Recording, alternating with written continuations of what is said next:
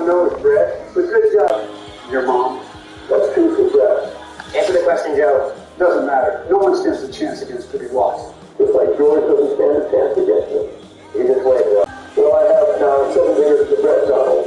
You getting scared, George? Oh, what, Joe? No, the person that should be scared of Bill is Brett. You're just jealous you can't drop 9 nukes for your lady. Well, George may not have dropped nukes, but he sure as hell dropped some. All right, George, can't wait to see it. Because around here, everything needs to be perfect.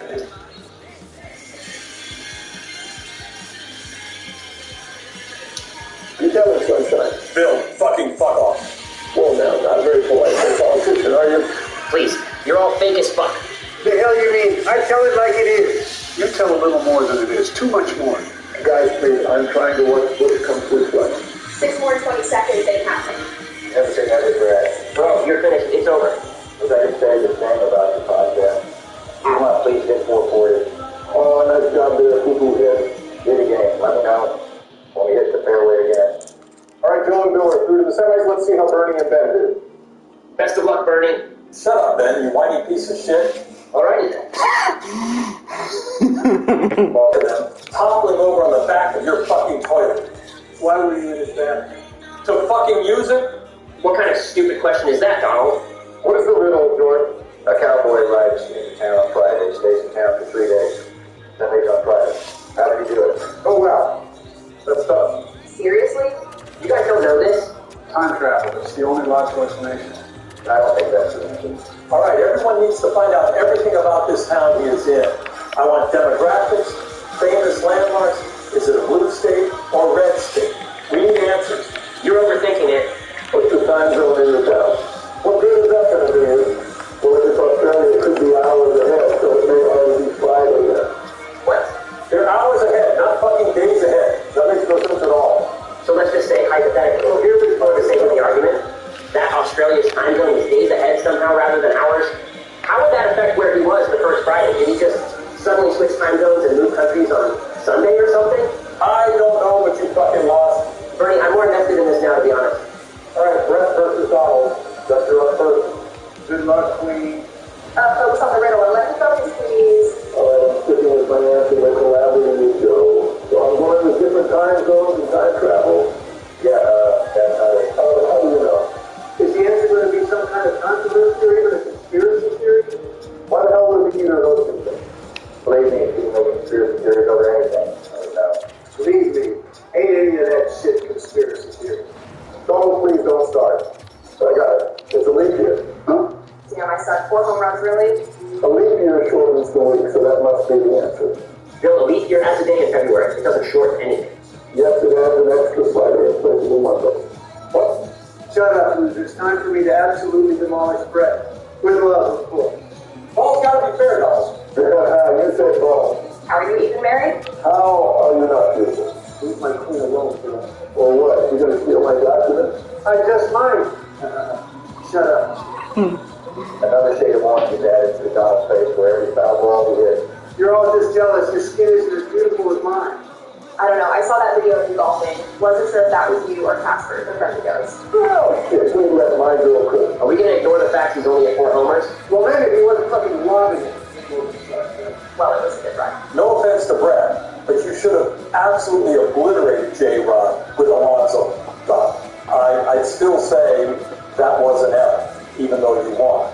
All right, Joe and Bill are up. Still waiting on the answer to my riddle. So it's either time travel, different time zones, or a leap year. No, it isn't. Are we set on this founding in Australia? Maybe it's one of those trick questions where there isn't even an answer. Oh, true. We like this just supposed to drive. Calendar, is it the Roman calendar, lunar calendar, Maya calendar?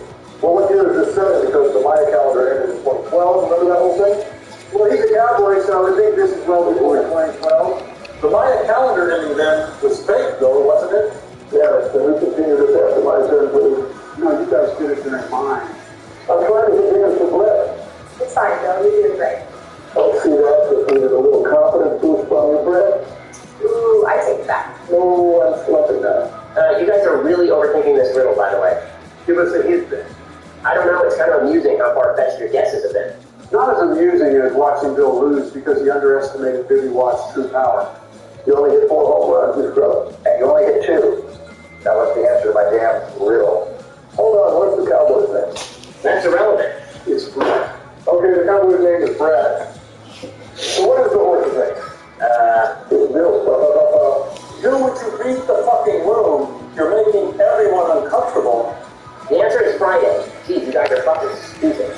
No shit, it's Friday. We're trying to figure out how in the world it's Friday. Friday by Rebecca Black. The song? They tried to trick us by making a song again. No. Think about it. He rides into town on Friday, We gathered that. and he leaves on Friday. We know the question, Brett. That's what we've been trying to fucking figure out. He rides on Friday. Yes, we know that. 10 weeks on Friday. The 3 days is the kicker, though, Brett. Beat that, Donald. 6 dinners, that's my word. Make sure to get it there. So the answer is this Friday, that makes no sense. The horse, guys, the fucking horse's name is Friday. Ooh, that's kind of lame. Yeah, that's it. That's what it says the answer is in the back of the book. Told you guys you were all overthinking it. Well, that was a dumbass riddle. Anyway, Donald may as well give up. 3 home runs in less than 20 seconds isn't happening. Oh, yeah, well, I got my bonus time, so fight me. Yeah, you're screwed now, Bernie. George, give me another riddle. What are the head and tail now? No more, please, for my sanity. You're no fun, Ben. Hey, why does he get 30 more seconds? If you hit 2 home runs over 440 feet, you get bonus time. Wow, fuck you, Ben. For what? Just for you. Game over, Bernie. Oh, yeah? Shit, come on, dumb fuck, throw the damn ball. Go! Out. That's the way it ended. Nothing has ended. We still have to play the finals. Finals will be a walk in the park. Pete Alonso against a pipsqueak. What the hell did you say? You heard me. Okay, don't regret that. Not looking too regretful for Donald so far. You're just warming up. See? Oh, I think I got it. The horse's name is Friday. No, we already established that like 5 minutes ago. You did? Yes. Are you even aware of your surroundings? Are you even aware that Billy Watt is crushing his record? I mean, the home run derby had its upsets, don't get me wrong, but Bobby Witt isn't beating Pete Alonso. Who won the actual home run derby, like the real life one? Vladdy Jr.? Fuck! I failed to repeat history. 4 dingers. Beat that, Donald. Please, Pete can beat that in one swing. Strike one. Technically, he can't beat it in one swing. The most home runs you can get in one swing is, well, 1. Ben, you're fucking me up. Would you shut your ass up? Staying alive on the O2 count. Hey, you hit one out. It's only 4 he needs to win. If he doesn't at least tie you up, it will be sad. Too many foul balls. Fuck off. Look at the bright side, Donald. At least you took Alonso further virtually. Bro wasted all his energy in the batting cage right before his turn. I'm winning this. Just you all watch. No. Well, that's out. 2 home runs in 9 seconds isn't totally impossible. Uh-oh, we're all tied up. Fucking Landon, throw the ball. What happened? Did I win? No, it goes to a tiebreaker. You each get another minute. Jesus, this guess. Come on. That's 1 over 440, Joe. 1 more and you get bonus time. There's no bonus time in the tiebreaker. Malarkey, but it's fine. He won't need it. Man, Joe is hitting everything out. You getting nervous, Donald? My guy has won 2 home run derbies. Joe's guy has won 6. He won my heart. Oh, that's sweet. Over 0. Who? Whit hasn't even gotten out yet. Well, it's timed now, so technically there are no outs. Shut up, Dad. You know what I meant? Did Joe just... Hit every ball out? You're damn right I fucking did. Ooh, darling. That's going to be tough. The hell it will. I'm Donald Trump. Nothing is too tough for me. Except for, let's see, owning casinos? Returning documents. Winning a second term. Not getting impeached. Owning a nice country club. Beating a scrub in a home run derby. Don't forget just being a nice person in general. First off, I'm a businessman, Joe. I get along with everybody. I made millions off my casinos. Joe and Barry stole documents, too. My country clubs are luxurious, and Joe cheated in this fucking home run derby, just like he did in 2020. Believe it or not, you lost to Joe. Twice now. Fucking hell. Good to watch you, everybody. He's your home run derby champ. Joe, you fucking cheated again and picked someone you weren't supposed to fucking pick. I agree, Donald. Joe, you cheated. Just like you did in fucking golf. This is what you fucking done. Yeah, well, Abby would have been better, Donald. So if anything, this is more embarrassing for you. Joe, get more of a challenge. Oh, sure. Defend the corrupt things you do it. All right, well, Brett and I did.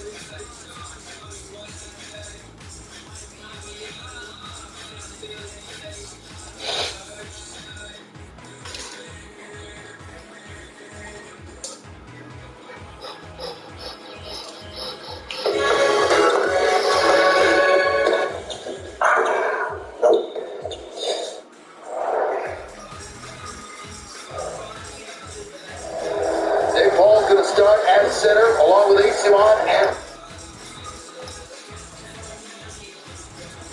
Yukimoto was the king of games for a reason, as not only was he a tactical genius, he held a special bond with his cards that allowed him to bring out the latent potential higher than even the weakest of monsters. This fact was even highlighted by Yuki's use of Karibo, a monster so puny that most opponents laughed when he brought it to the field. But even when compared to his favorite purple, Yuki played a ton of terrible cards. So today, we're going to get some of the worst cards in Yuki's deck, how he managed to bring out the potential, and why duels in the TCG have trouble doing the same. And at number 10, we have Terrain Control, a surprising entry that allowed Yuki to turn his opponent's best monsters against them. And that's because the anime version of Terrain Control lets you pay 800 life points to target and control opponent's face-up monster until the end of the turn, with no other restrictions or downsides. This made Brain Control a busted card in the anime, especially in the hands of young Yuki, who showed just how absurd mind control cards can be when using it in a ton of interesting ways. One such way was by using their soul monster's tribute fodder for the summon of his own boss monster, which removed a potentially powerful monster from their side of the field permanently, while also allowing for Yuki to immediately strike back with his new threat. Another way was by turning the attack strength of those monsters against his opponent, not just by attacking with them, but also attributing to the effective counter turtle. But Yuki's most iconic use of brain control was definitely his duel against Merrick's mind control puppet, Strings. You see, in this duel, Merrick had virtually won, as not only had he managed to bring out Slice of the Sky directly, he also had an unbreakable Valsar with Revival Jam, Down Defender, and Card of Safe Return. This meant that even if Yugi somehow managed to bring out a monster that could defeat Slifer, Jam Defender would cause Revival Jam to take the hit instead. And because Revival Jam would immediately reform and return to the field, it would trigger the effective Card of Safe Return, drawing Merrick 3 more cards and strengthening the attack of Slifer even further. But Yugi had one more trick up his sleeve to break this illusion of infinity, Brain Control, which he activated after attacking the Buster Blader. Merrick initially laughed at the idea because an Egyptian god card was far too strong to be controlled, but Yugi was targeting Revival Jam, which reformed on his side of the field, allowing for Merrick to draw 3 more cards. This seemed like a strange play at first, as it only strengthened Slifer's attack points even further. That was at least until Slifer's second mouth effect was forced to activate, reducing Revival Jam's attack points to 0 and destroying it, only for it to reform again and cause Merrick to draw another 3 cards, and for Slifer's second mouth to trigger again over and over. This formed an infinite loop which forced Merrick to keep drawing cards until he eventually decked himself out and lost the duel, thanks to Yugi's clever use of Merrick's mind control monster. And the funny thing is, mind control cards have always been amazingly strong for similar reasons to how Yugi used brain control, which is why the card used to see a ton of competitive success, especially because when compared to other mind control cards, brain control was one of the best as it had very few restrictions of what you could take and what you could do with that monster. So with all in mind, why is brain control such a bad card? Because it's been eroded to be virtually unplayable in modern Yu-Gi-Oh! You see, prior to 2017, brain control could target any face-up monster under control, including their extra deck monsters, but it gave it a ton of versatility, as you could steal anything from a tuner to make an extra deck monster to a boss monster that you can trade off for a mono. But after its errata, brain control could only target monsters that could be normal summoned or set. This excludes a bunch of powerful monsters of brain control splashes, and most importantly, prevents you from being able to target extra deck monsters at all. This simple change turned brain control from a ban-worthy card to one of the worst mind control options available in the modern era, as most strategies build an end board by using their extra deck tools rather than ending on main deck boss monsters. That's not to say it's impossible for brain control to be useful, as there are tons of strategies that end on normal summonable monsters that you could still brain control, but even then you're better off playing the other, better mind control cards that have a lot more versatility and what they can steal. Brain control is simply outclassed the modern game, which is definitely a shame since it's such an iconic card, and it's kind of sad to see that it's such a shadow of its former self. But at the very least, similar mind control cards like the Showcase would make the original brain control so classic. Shining at number 9, we have Mystical Moon, an equip spell that even Yugi struggled to use well, which is funny for such a simple card, as in the anime, all it did was equip abilities type monster control to increase its attack and defense by 300 points, which is slightly different to the TCG version, which only equips to at least warrior monster. But the anime version of Mystical Moon had one major difference to its TCG counterpart. Because it was a moon, its gravitational field influenced the tides and could cause the sea level to rise. This was a huge issue, as the only time Yugi used Mystical Moon was in his duel against Meiko Tsunami, a duelist that specialized in using the ocean to harbor terrifying sea creatures that Yugi couldn't see, and they were hidden beneath the water depths. So when Yugi equipped the moon card to a Sword Fang, he made a huge mistake, as it caused a tidal wave which increased the influence of Mako's monsters and reduced the landmass that he could summon on to just 5%, leaving him stranded with only a giant soldier spell to protect him as Mako's monsters surrounded it ready to strike. But despite these overwhelming odds, Yugi was a genius tactician, and to Mako's surprise, he switched the giant soldier spell to attack mode. This move didn't make too much sense at first, as Giant Soldier can't attack Mako's life points or the monsters hiding in the ocean. But Yugi wasn't aiming for either, as his target was the moon. This caused the tide to dissipate after the moon's destruction, leaving Mako's monsters stranded and helpless in dry land, while Yugi summoned first a dragon to deliver the final blow. This is definitely one of Yugi's silliest but most fun victories, and one that highlighted the difference between the early anime and the TCG. As in the actual game, Mystic Moon can't cause the tides to rise and fall when your opponent's moving on the field, and all it does is increase the monster's stats. There were a lot of similar ghost spells in the early days of the game in the anime that did similar things for different types of attributes and could theoretically give your monsters an edge over your opponents. But in practice, most of these ghost spells have a ton of issues. They have the same problem as most equipped spells. They can only buff one monster at a time, not like a field spell, and if the monster they equip to leaves the field, you lose an extra card for no reason. But the game's best equipped spells that buff stats mitigate these issues by being genetically usable and providing such a strong buff for a monster that they were basically the equivalent to a removal spell with use of battle phase that also made your monster hard to get over and OTK things easier, which is why cards like United Stand and Mage Power both spend time on forbidden in their business. However, the same can't be said for a card like Mystical Flip, as they can only be equipped to a beast-word monster, but even if you're running a deck of only that type, you'd still rather equip a card like Mage Power, as Moon only provides a meager 300 attack buff. And while that might be enough to give you a slight edge, it's definitely not worth the card investment, or the possibility of the tides turning against you.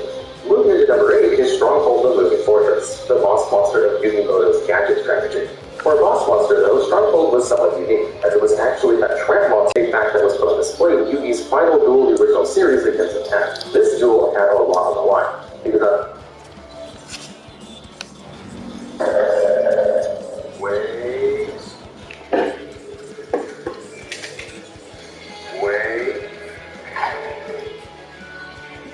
Not only was it a chance for Yugi to prove that he was strong enough on his own without relying on his partner, but if the Tem had won, then he'd be locked out of the afterlife for another 5,000 years. And so, when the Tem turned Yugi's own green gadget against him for direct attack, Yugi intercepted it with Stronghold to defend his life points. Then, on the following turn, Yugi summoned out his other gadgets, who began to pilot Stronghold and increase his attack, striking it with an astonishing 30,000, which was so strong a monster that Tem needed to bring out Almost Tormentor to defeat it. Although in the TCG, you wouldn't need an addition god card to defeat Stronghold. Trap monsters in general are pretty hit or miss, and while some do manage to show the potential behind the idea, cards like Stronghold expose their main weakness. They're terrible as monsters, as they need to be set for a turn before you use them, and they usually have pretty lackluster effects, which makes them bad as trap interruptions. But even amongst trap monsters, Stronghold is terrible, as while other trap monsters have somewhat interesting effects to justify their use, Stronghold is just a vanilla monster, and a pretty bad one at that, as it needs each of the 3 original gadgets on the field to have any kind of threat offense. Now, the gadgets themselves are actually pretty solid, and have seen competitive play in older formats because they're easy to summon monsters that constantly generate advantage, giving you a combo line of resources to eventually overwhelm your opponent. But decks that revolve around gadgets never use Stronghold, as the strength of these strategies was the replicability of the gadgets, making it really unlikely that Stronghold would ever reach 3,000 attack points. You could technically use Stronghold like Yugi did as a defensive option to block the opponent's attack, but overall it's really lackluster as an option, and a terrible boss monster that's even worse at being a trap card. Sealing the number 7 spot is Time Seal, a card that allows for Yugi to defeat the invincible Exodia, because Time Seal is a trap card that can skip an opponent's next draw phase, meaning that they don't actually get a draw per turn, which was pretty vital in Yugi's duel against Seeker the Rare Hunter, who had managed to beat Jones so Radha's room thanks to the anti-rules of Battle City. Yugi attempted to win Yugi Radha's back, but it wasn't allowed to be included in the Seeker strategy. However, when Seeker began playing defensively to solve the game, Yugi quickly figured out that his plan was to bring out the Forbidden One, a plan that he almost achieved, as Seeker was only 1 card away from assembling the 5 pieces. But as he was about to draw the final piece, Yugi activated Time Seal to prevent him from drawing a return, giving him just a little bit of extra time to formulate a plan to do what most duelists thought was impossible and defeat Exodia. And in terms of iconic moments, Yugi's defeat of Seeker is definitely up there, especially after he tore up his Exodia cards after realizing they were all fake. But the way Yugi used Time Seal actually doesn't work. You see, Time Seal's effect skips your opponent's next draw phase, and because it's a trap card, it needs to be set for a turn before you to use it. So you have to pass turn in order to activate it. But your opponent's very first phase is the draw phase. So before you get a chance to activate time seal, your opponent has already drawn a card, and it's their next draw phase they can skip. Meaning for that turn, it's basically done nothing. And even though time seal is such a terrible card, it's still moved on families to this day. Likely because skipping your draw phase is usually a pretty toxic effect, as cards like Yamagarasu managed to prove with the infamous Gadawa, which left your opponent with 0 cards in hand and no way for them to draw for a turn. This situation could technically be recreated by moving time seal, but it would take a lot of effort and a ton of resources to do so. And on its own, it doesn't do anything to lock an opponent out of the game. And more likely than not, they're going to be able to use the 6 cards they have in hand to OTK before they even get to the next draw phase. So overall, it's much easier to play better cards to control your opponent's hand to mimic Yugi's victory over Exodia, as time seal doesn't cut it, and is one of the worst hand control options the game has to offer, and is probably one of the worst cards still on the limited list. Charging into number 6, we have Battlesteer, a card that proved that maybe his grandpa's deck had a couple of pathetic cons. Battlesteer is a level 5 monster, and so requires a tribute to the normal summon to the field, and doesn't have an effect of the normal monster with flavor types that's spreader than the bull monster in the woods that charges at enemies with its deadly horns. Horns that give Battlesteer a pretty mediocre 18 out of 10. Now, Battlesteer definitely wasn't a staple of Yugi's strategy, as he actually only used it a single time in the first episode of the anime against Sendo Kaiba, where Kaiba showcases mastery over different types of cards by increasing Sagi's attack 1800 with the effect of negative energy. This let Kaiba go on a rampage, as Yugi was forced to keep sending his weak monsters for Sagi to immediately destroy them. And one of the monsters that Yugi sent happened to be a Battlesteer, which, because of the rules of the time, didn't need a tribute to be brought out to the field. But this might have been a huge misplay, as Battlesteer actually had the same attack as Sagi, so Yugi could have flashed into the cloud rather than relying on its worst defensive step. Although maybe the game was simply 10 steps ahead, as by playing defensively, he eventually survived enough turns to draw all the 5 pieces of the unstoppable Exodia, and eventually go on to win the duel. Now, Yugi's deck was no stronger than the vanilla 8-6, but Battlesteer is probably the worst normal monster Yugi has ever played. And a huge part of that is because Battlesteer is a level 5 monster. This wasn't a problem with the Duel's Kingdom arc, as high-level monsters didn't need a tribute to be brought out to the field. But in the actual TCG, it being level 5 meant that in the early days of the game, it was a pretty big investment for him to the field. And while 1800 attack was a pretty big in classic Yu-Gi-Oh!, there were a ton of other high-level monsters with better stats that you would rather spend a tribute on. In fact, even level 4s, monsters that don't require tribute, would eventually go on to have stats that match or were even higher than Battlesteer, so it was never worth summoning. And unfortunately, the same is true of modern day too. Because even though normal monsters have a lot of powerful generic support, most of the support doesn't benefit Battlesteer. Its level's too high to be used with the likes of Unexpected. Its type of attribute means that it doesn't really work well with the stacks designed around these monsters, and even if you specifically need a level 5 perk to support a monster, you could just play Root Kaiser instead, who has a slightly better defense. So overall, it makes sense that Battlesteer is such a forgotten part of Yugi's arsenal, and was so bad that it might have even caused the King of Games to misplay. Here into number 5 spot on this list is the Eye of Truth, a trap that gave Yugi perfect information on his opponent's hand. And that's because Eye of Truth reveals your opponent's entire hand. But during each of their standby phases, if they have a spell card in their hand, they gain 1,000 life points for free. And Yugi managed to show how valuable hand information could potentially be in his second duel against Sendo Kaiba. For Kaiba, this duel was everything. Not just because he was staking his pride, but because winning this duel was the only way to be able to save Bokuba from Pegasus' control, which is why he changed the strategy quite a bit from his first appearance. And Eye of Truth allowed Yugi to expose that strategy, as after activating it, Yugi saw that Kaiba had been holding a Blue Eyes in his hand the entire time. This confused Yugi, as Blue Eyes was Kaiba's base card, and it makes sense for him to keep it in his hand rather than just bring it out to the field. But that's when Yugi figured it out. Kaiba was planning on getting all 3 Blue Eyes to hand so he could bring out his ultimate dragon, an almost undefeatable monster. And so Yugi reorganized his entire strategy to play aggressively to defeat Kaiba before he could bring that monster out. However, even the Eye of Truth was blind, as it couldn't see Kaiba's Crush Card virus, which meant that when Yugi destroyed Sagi by battle, every Kaiba monster stack would end up getting destroyed. Interestingly enough, in the TCG, Eye of Truth does let you figure out your opponent's strategy like Yugi, but much like how it does the anime, by the time you get to use it, it's probably too late. Information as a whole is quite valuable, as with knowledge of your opponent's hand, you know the right hand traps to play around, what deck your opponent is playing, and what type of end board you need to build in order to defeat them. So cards that give you that knowledge as a bonus can be amazing, to the point where sometimes, if you use an effect to reveal your opponent's hand, there's a chance they can immediately scoop, so that it makes sighting more difficult since you don't know what they're playing. However, because the TCG version I treats as a trap card, you don't get the same benefit that you usually would, because by the time you get to activate it, it's already your opponent's turn. So you don't get the opportunity to play well one of the cards in the hand. And even if you steal that knowledge, there are a myriad of better cards that let you see the opponent's hand while recovering cards from it, such as the Zion's trap cards. So as a whole, I treat this virtually epic. And while it can make you feel less smart than you when understand your opponent's strategy, it's likely that your opponent already has what they need to take advantage.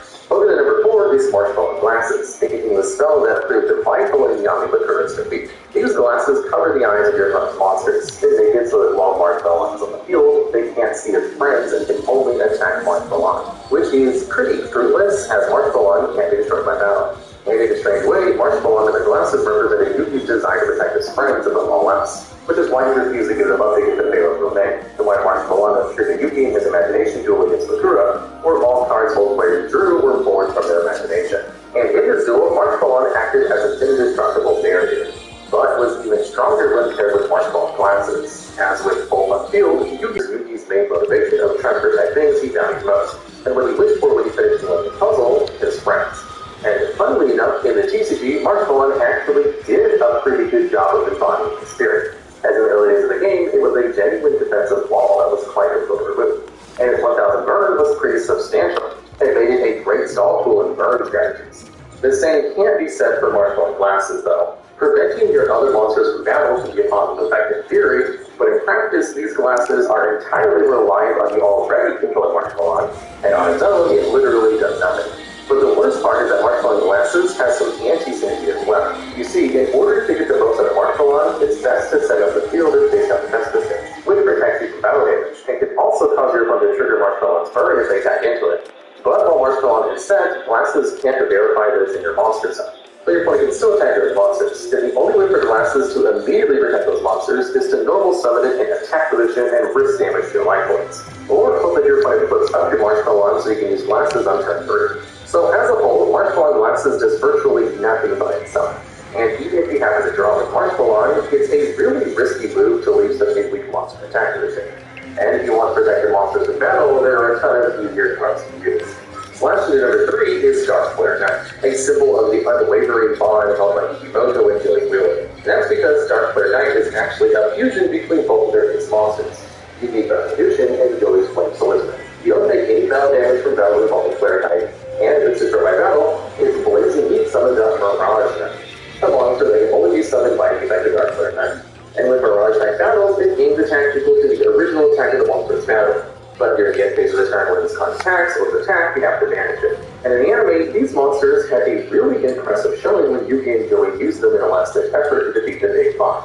In this duel, Joey was desperate to prove his strength as an individual duelist, especially since the Big Five had mocked him for being the weaker player between him and Yugi. But in the end, Joey realized that his friendship with Yugi was never a weakness. And it would be them working together, not their individual strength, that would win the duel. And nowhere was this more apparent than when the Big Five summoned Five-Headed Dragon, an imposing boss monster that, according to the Big Five, could only be dealt with by Dragon Master Knight. But even in the face of such overwhelming odds, Joey chose to trust in Yugi, and so summoned his Deckmaster, Flame Swordsman, willingly putting his fate into Yugi's hands. And Yugi didn't disappoint as he summoned his own Deckmaster, the Dark Magician, and fused it with Joey's Flame Swordsman to form a new monster, Dark Flare Knight, who he immediately crashed into the Five-Headed Dragon. This seemed like a crazy move at first, but Joey chose to trust in Yugi once again, and he was rewarded as Dark Flare Knight then floated into Mirage Knight, a light monster that reached an insane 7,800 attack points, which easily cut down Five-Headed Dragons, and would have won both Yugi and Joey's duel if it hadn't been for a deal with the Dark Ruler, which summoned out the Sun Dragon, but even that monster was easily defeated after Yugi put his fate into Joey's hands, who used Knight's title to help Yugi summon out Dark Magician Knight. Unfortunately, though, even a bond as strong as Yugi and Joey's isn't enough to make these cards playable. And that's because Dark Flare Knight, Mirage Knight, and even Dark Magician Knight are all incredibly difficult to summon, and require you to jump through a ton of hoops to bring them out to the field. Dark Magician Knight requires you to commit a Dark Magician to the board, and then use Knight's title, who is only used as summoning Dark Magician Knight, to tribute DM, which is a specific 2-card combo that requires some pretty bad cards. And both Dark Flare Knight and Mirage Knight aren't any easier. You see, Dark Flare Knight requires 3 specific cards of investment: a fusion spell, Dark Magician, and Flame Swordsman. And while finding Dark Magician polymerization is very doable, Flame Swordsman is a bit more difficult to bring out. And unlike its anime counterpart, the TCG version of Flame Swordsman is a fusion monster with 2 specific inheritance. Now, thankfully, in the modern era, bringing out Flame Swordsman to the field is a lot easier than it was in the past. Now, you instantly summon the field with something like Instant Fusion or Fusion Ornament to make Darkblade Knight a little bit easier to bring out. But even then, it's not really worth it, as Darkblade is basically just vanilla, who's only used to be destroyed by battle to summon Mirage Knight. Mirage Knight is also a terrible card. It's super bricky because it can only be summoned by Darkblade Knight, and even if you manage to bring out to the field, its effect is only good for attacking over a single monster. As during the end phase, Mirage Knight vanishes itself, meaning that all the investment you put into summoning it is just gone. Thankfully, this strength of Yugi and Gilly's bond is better represented in the TCG by Red Eye's Dark Dragoon, because otherwise Mirage Knight, Flare Knight, and the Dizzy Knight don't really have the strength to convey the power of their friendship. And drawing into number 2 is Card of Sanctity, one of Yugi's strongest comeback cards. But not the TCG version of this card, which can draw 2 cards, but forces you to banish every other card in your hand if you feel to do so. Meanwhile, the anime version of the card is a lot better, as instead it causes both players to draw until they have 6 cards in hand. And so in the anime, whenever Yugi was rolling cards in hand, or needed a specific combo to escape situation, Card of Sanctity came in clutch to give him the cards he needed in order to stay in combat. And this came up a number of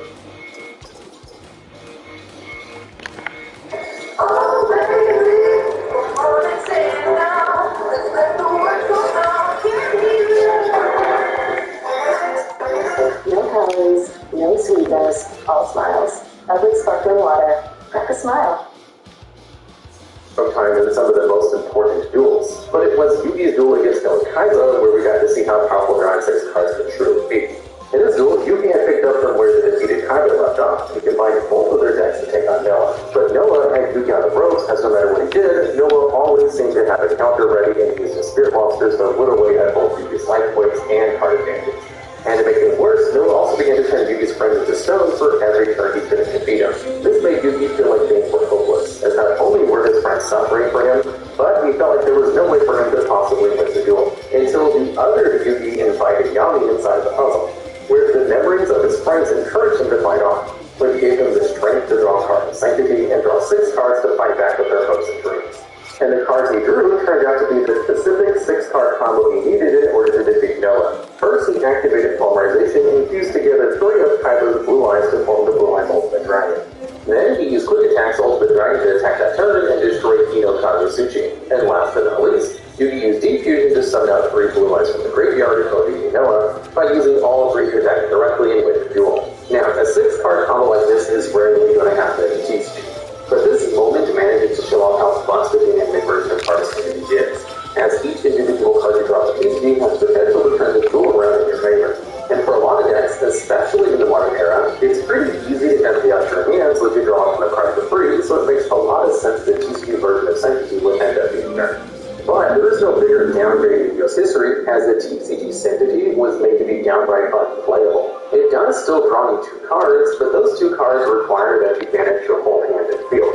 So in the best case scenario, where you only have to banish Sanctity to the field and a card in your hand, you're going card neutral. And at worst case scenario, you're banishing all of your resources just to draw 2. Drawing 2 cards can be strong, which is why a lot of similar cards have spent time at their limited list. But in most cases, the cost of Sanctity far outweighs the potential benefits. And even if you're a deck like Thunder Dragon that can technically gain advantage from the card being banished, these decks have easier but less resource-intensive ways of banishing the card to defeat. So even though the anime version of Sanctity was busted, the TCG version is one of the worst draw spells ever printed, as even decks that can gain something from the cost would rather play a bit of consistency tool. But even with how bad Card of Sanctity is, there's still one more card that you can play that's almost impossible to use. And aging into number 1 is Dark Sage, a dark magician that has been aged by 1,000 years by the effect of Time Wizard. And that's translated to be its effect, as Dark Sage can be normal summoned or sent, and must first be special summoned from your hand or deck by attributing a Dark Magician control after calling the coin toss of the Time Wizard correctly. And if you manage to summon it, you can add any spell card from your deck to your hand. This effect is actually amazing, but it was so difficult to summon that even Yugi was only able to bring it out once in his Duelist Kingdom duel against Joey. This duel was a love letter to the pair's rivalry and friendship. Both players knew that the other was fighting for their family, but out of respect for their bond and honor as duelists, they refused to hold back against one another, and gave us one of the most iconic and heartfelt duels of the series, where we got to see Yugi treat Joey like a true opponent. and just how far Joey had come thanks to Yugi's help. In fact, Joey almost managed to defeat Yugi, and used every one of the lessons that Yugi had taught him to leave him with just a darker vision of the field. And so when he drew Time Wizard in the card that Yugi had given him on day one of Joey's Kingdom that had allowed Joey to win some of the Eagles prior, he decided to leave it up to fate to determine who the winner would be. And once smiled on Joey, aging his baby dragon into a 1,000 dragon, and causing Dark Magician to turn into a frail old man. This shocked Joey, and he couldn't believe that he was about to beat his friend, and so attacked 1,000 dragons with the duel. But luck was no replacement for the intense amount of knowledge that Yugi held, and he revealed that Baby Dragon wasn't the only monster that transformed into Time Wizard. And because of the passage of time, Dark Magician had gained knowledge of all spells to become Dark Sage, which meant that he could stop 1,000 Dragons' nose spread with Makia. And with tears in his eyes, Yugi used Dark Sage once again to add a monster reborn to his hand to summon the Black Spell Dragon and attempt for a game, only for Joey to smile and accept his loss, thankful that his friend never held back against him and gave him the chance to prove that he was a true duelist. But understandably, this victory was upsetting to a lot of people, as everything seemed like it was built up towards Joey's win so he could save his sister, only for that illusion to be shattered because of the fact he could have never known. To the point where some people jokingly say that Yugi was playing a long game and intentionally gave Joey Time Wizard, knowing that someday he'd use it to defeat him. This definitely wasn't the case, but when you look at how terrible the TCG version of Darkseid is, it's pretty easy to see how someone could reach that conclusion. Now, if you actually get to summon Darkseid, its effect is blatantly overpowered, as there are a ton of busted spell cards in Yu-Gi-Oh! And getting to search any of them on summon gives you a bunch of incredible options that can give you such an overwhelming advantage that it will just win you the game on the spot, which is why Triple Tactics Thrust, a card that can search out any normal spell trap card, sees a ton of competitive play. But the issue with Darkseid is there's no guarantee that you'll summon it. Busted effect, but call it incorrectly and your entire field gets wiped by Time Wizard. And you take a bunch of burn damage, and Darkseid remains sleeping in your deck as a useless break that can't be summoned through any of the means. Now, theoretically, there are a number of ways to almost guarantee that you can summon Darkseid by setting up an infinite loop to keep bringing both Dark Magician and Time Wizard back to the field each time you fail. But these combos are so fragile and jank that they can never be considered in most decks. And strategies that use these kinds of loops would rather just FTP you straight away than summon a terrible boss monster. So while Yugi has played a lot of useless cards from the series that do almost nothing, or are even a detriment to his strategy, there's no doubt that Darkseid is the absolute worst, because despite how good its effect is, it's almost impossible to summon and never worth the investment, which is why Yugi never summed it out again across the entire series. Alright, and that's the list. Yugi played a lot of terrible cards because the game was just still in its infancy, so it was quite difficult to bring this list down to just 10. So if you think we've missed even some worse cards, or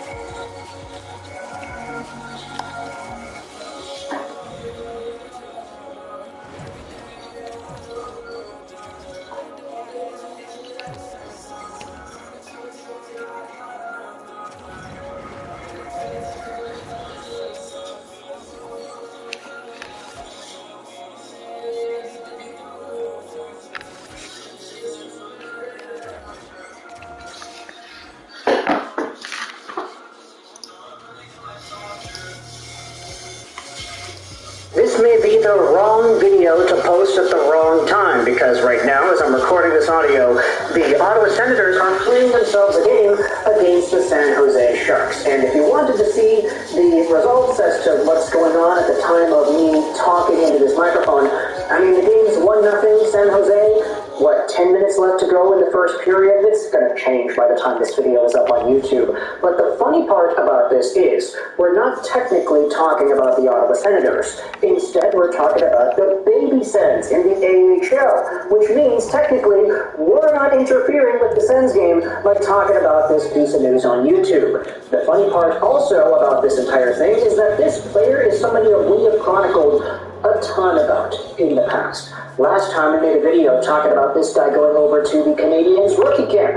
That was 2 years ago. And now we have ourselves another update that one Tag Bertuzzi has agreed to a professional tryout contract with the Belleville Senators. Now, let's go over to the profile here and talk about Tag Bertuzzi. Why in the world is Lego Rocks making a video about an AHL PTO signing? Well, it's kind of easy to see when you acknowledge who Tag Bertuzzi is and why he's noteworthy. Tag Bertuzzi is, of course, the younger brother of cousin of Tyler Bertuzzi and the son of Todd Bertuzzi. So if you go by the family tree, everybody recognizes that Tyler, the current Toronto Maple Leaf, former Boston Bruin, former Detroit Red Wing, former everything else that he's been a part of. Actually, it's been pretty much just Detroit.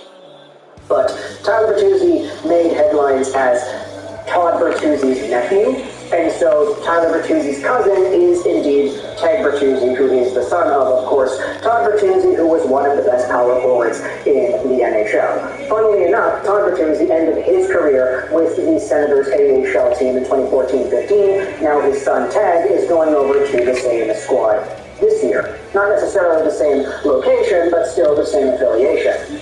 Todd Bertuzzi, if you needed the update, he's 49 years old right now, but in his heyday, man oh man was this guy a monster. 97 points in 82 games played, 0-2-0-3, and he was one of the top point-producing guys in the entire league, I'm pretty sure, with his 46 goals and near 100-point season. Yeah, he was top 5 in the entire NHL in overall points, and in terms of goals, he was top 3.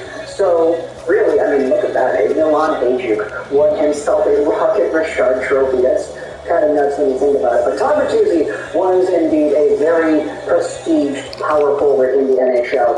Everything kind of came to an end, though, and he never really was the same after the Moore incident, which occurred against the Colorado Avalanche. And then he went over to Florida, he went over to Detroit, Anaheim, Calgary, and then eventually Detroit, and then the Binghamton Senators in 14-15. We all recognize the tragic story of what was Bertuzzi and Moore, but Todd's son, Tag, has indeed made himself headlines over the years, too. Tag is 23 years old, 6'1", 220, left-handed guy from Vancouver, BC, Canada. And he has played his junior career in the OHL, splitting time between the Guelph Storm and the Hamilton Bulldogs. He's an undrafted NHL prospect who eventually found himself on a few AHL and ECHL teams. This year he played with the Tulsa Oilers in the ECHL, getting 3 points in 14 games. Then he got himself 24 points in 30 games with the Reading Royals before having an assist in 8 Hartford Wolfpack games. Now, he has signed a PTO with the Belleville Sens, so we'll see him potentially suit up in practice and maybe make an impact to the point that he can actually be a mainstay AHL guy. He was down Slovakia as well in that 2020 pandemic season. But if we go over to the Sens article that they wrote about Tag Bertuzzi heading over to their team, let's go ahead and read this here on the channel. The B Sens, Belleville Senators, or the Baby Sens, have agreed to a PTO with forward Tag Bertuzzi. They announced today the club has agreed to a professional tryout offer with forward Tag Bertuzzi, the 6'1", 200-pound forward. That's very interesting. It says here he's 200 pounds. It says on Elite Prospects that he is 220. I don't know about you, but 20 pounds is a pretty big difference, so you're going to have to get that sorted out here. The 6'1", 200-pound forward from Vancouver, BC, has played most of the season with the Reading Royals in the ECHL, picking up 12 points, 12 goals, and 12 assists. He also dressed in 14 games with the Tulsa Oilers, collecting a goal and 3 assists, and has appeared in 8 games with the AHL's Hartford Wolfpack, collecting 1 assist. Bertuzzi split last season with a pair of ECHL clubs, starting with the Norfolk Admirals before moving to Tulsa. He registered a total of 52 points in 64 games. He also appeared in one AHL game with the Charlotte Checkers. The son of longtime NHL power forward Todd, Bertuzzi collected 112 points over 191 OHL games, splitting his junior career between the Guelph Storm, Hamilton Bulldogs, and Flint Firebirds.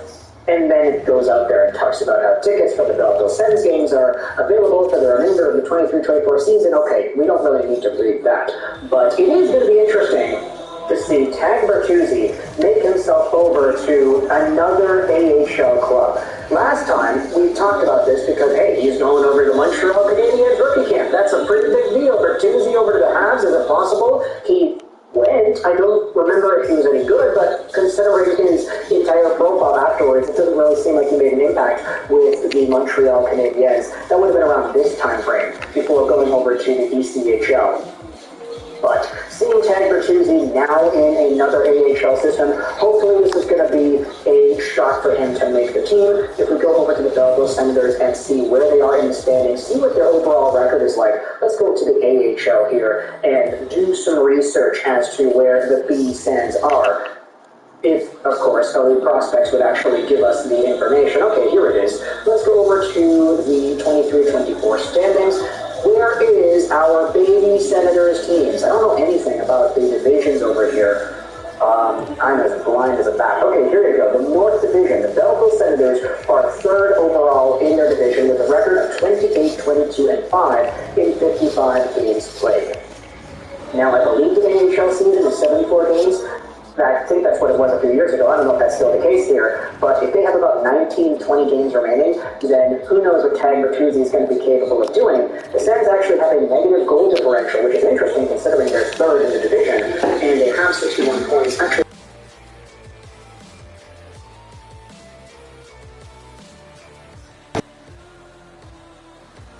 go over to their team and see who it is producing points.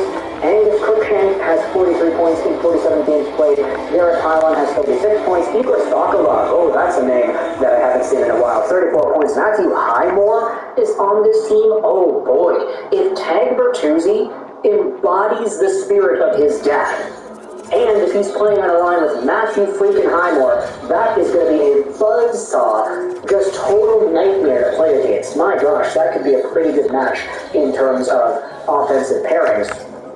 Then there also are some other guys that are worth talking about here. Tyler Clevin, Lassie Thompson. I'm very surprised that Lassie Thompson only has 18 points in 53 games played. This guy was one of the better prospects taken in 2019.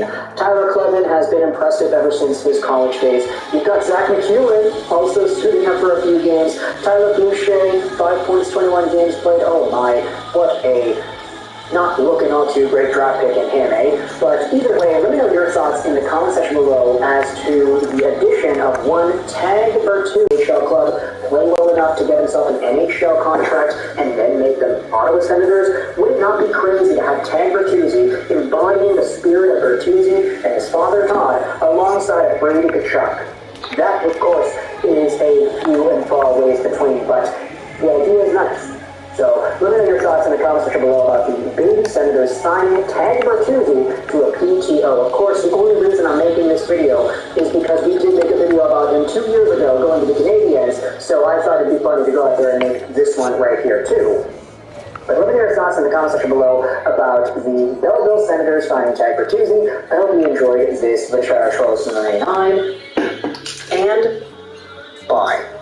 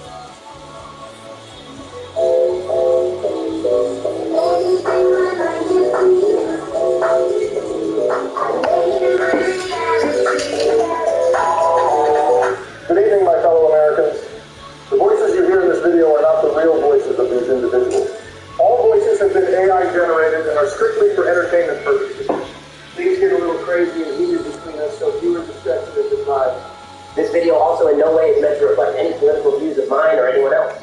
Thank you for watching, and welcome back, little Benjamin. Stop calling me that. Well, after a week of being a whiny baby is back. Welcome back, Sporge. His name was George, idiot, and it's not George, thankfully, it's Ben. Oh, welcome back, little Benjamin. I'm leaving. All right, see you. Oh, come on, Ben, just accept it. The fans missed you, and Little Benjamin is basically a staple in the series now. Fans missing Ben is definitely fake news. Whatever. Are we gonna play? Yeah, but what the hell happened to your voice? What do you mean? You sound like less of a whiny bitch. I don't know if I'd go that far. This is literally my voice, so I don't know what any of you are on about. I was battling a cold, though, so maybe that? For a fucking month? All right, so what's the bullshit on today's agenda, boys? Another stadium with a 100-foot wall, another teammate that throws the game away. Maybe instead of grass, we play on asphalt. What's the plan, Barry? Haha, who said ass? Oh, Donald, give it a rest, will you? With Ben being back, I don't need two people whining about every little thing. The hell have I whined about? Us calling you Little Benjamin. Yeah, because it's gotten old, and that's literally only one thing. Yeah, but every time you talk, it really irritates me. Like you could tell me how beautiful I am, and it would still sound like you're bitching about it. Oh, but he was battling a cold, remember? Nah, I don't buy it. So let's just say, hypothetically, for the sake of the argument, that I was bitching about more than one thing. Ben, just please. Save it for later when the viewer retention kicks in. We don't need everyone leaving this early in the video. Sure we are well past that? Okay, so for today, I was thinking about this game having a little bit of a twist. Geez, I can only imagine. Relax, Donald. You can pick any team you want, but the whole lineup will only consist of pitchers. Who the hell is going to want to watch that? I would. Having pitchers at every position is very entertaining when it comes to watching them field it. They're professional athletes that get paid millions. How hard can it be for them? You'd be surprised. Fielding a boomerang is extremely difficult. A what? All right, so let's do Joe and Donald versus Ben and I. Again? The hell you mean again? We haven't done you two on a team since the first episode. Was hoping that was a one and done. Kind of like your presidency. Ha, okay, you just wait for next year, pal. Sounds great. Let me know which tanning salon I can meet you at. I go right before they close at 5, which is well past your bedtime, so they have to push yourself to get there, Sleepy Joe. Can we just pick our fucking team? There's that whining again. Donald, we are the crown team. Jimmy Watt will lead us to victory lane once again. You can't use him, Big Dog. Who's your pitcher? Weren't you listening, or did you already forget? He's Jimmy Watt. He can be anything you need him to. His name is Bobby Witt, Joe, and he's a shortstop, but he can occasionally play third base, so hypothetically, there would be no way. Ben, once again, at least wait until we were like 10 minutes in. Crown team it is. No one wants to be that dog shit team. We are picking the Dodgers since I was screwed twice in a row of being them. No thanks. Excuse me, nobody tells me no. Except for the American people. My God, Joe, just press square and you have to pick that team. Fine. Orioles it is. Oh, look at that. It landed on the crown team. Oh, look at that. You're still a fucking cheater. Go back to the Orioles, you geezer. White Sox time, Barry. No, Ben, I like changing it up. Let's do the Yankees. Yeah, but fine. See, whining with this. For the stadium, I was thinking. Oh, no, you weren't. I'll take that. Thank you very much. Let's see here. Most normal, non-bullshit looking field. Donald is pitcher's hitting. If you want even a slight chance of jams, I would pick a park with at least one short porch. Agreed. I don't know, guys. I wouldn't settle for a short porch. Does this property at least have a deck or size patio? What? All right, then, since I picked this one. You're joking, right? What? Consistent wall height from pole to pole, no bullshit gaps. The hell are you whining about now? Because this is literally the Mickey Mouse field of the MLB. Not fake news. Book it. Let's go. Whatever you say, Donald. And lastly, we are only going to do 4 innings because, believe me, this is going to take a while. Just between that grace and powers through tough match, makes it look like I spent hours cleaning. No, it didn't.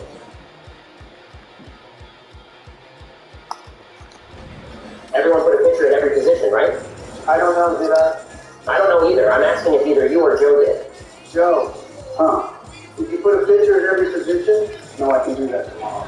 No, you need to do it now, you nitwit. That's Barry's wonderful twist for this week's episode. It'll be fun. We'll all see. Donald, you can play first this inning. I really got to pee. Okay? Then why don't you play this inning against Donald? Sounds good, Barack. I'm looking forward to returning to the series with a massive dub. Ben, you literally sound like a moderator for a dead Roblox server. Please limit your speech as much as possible.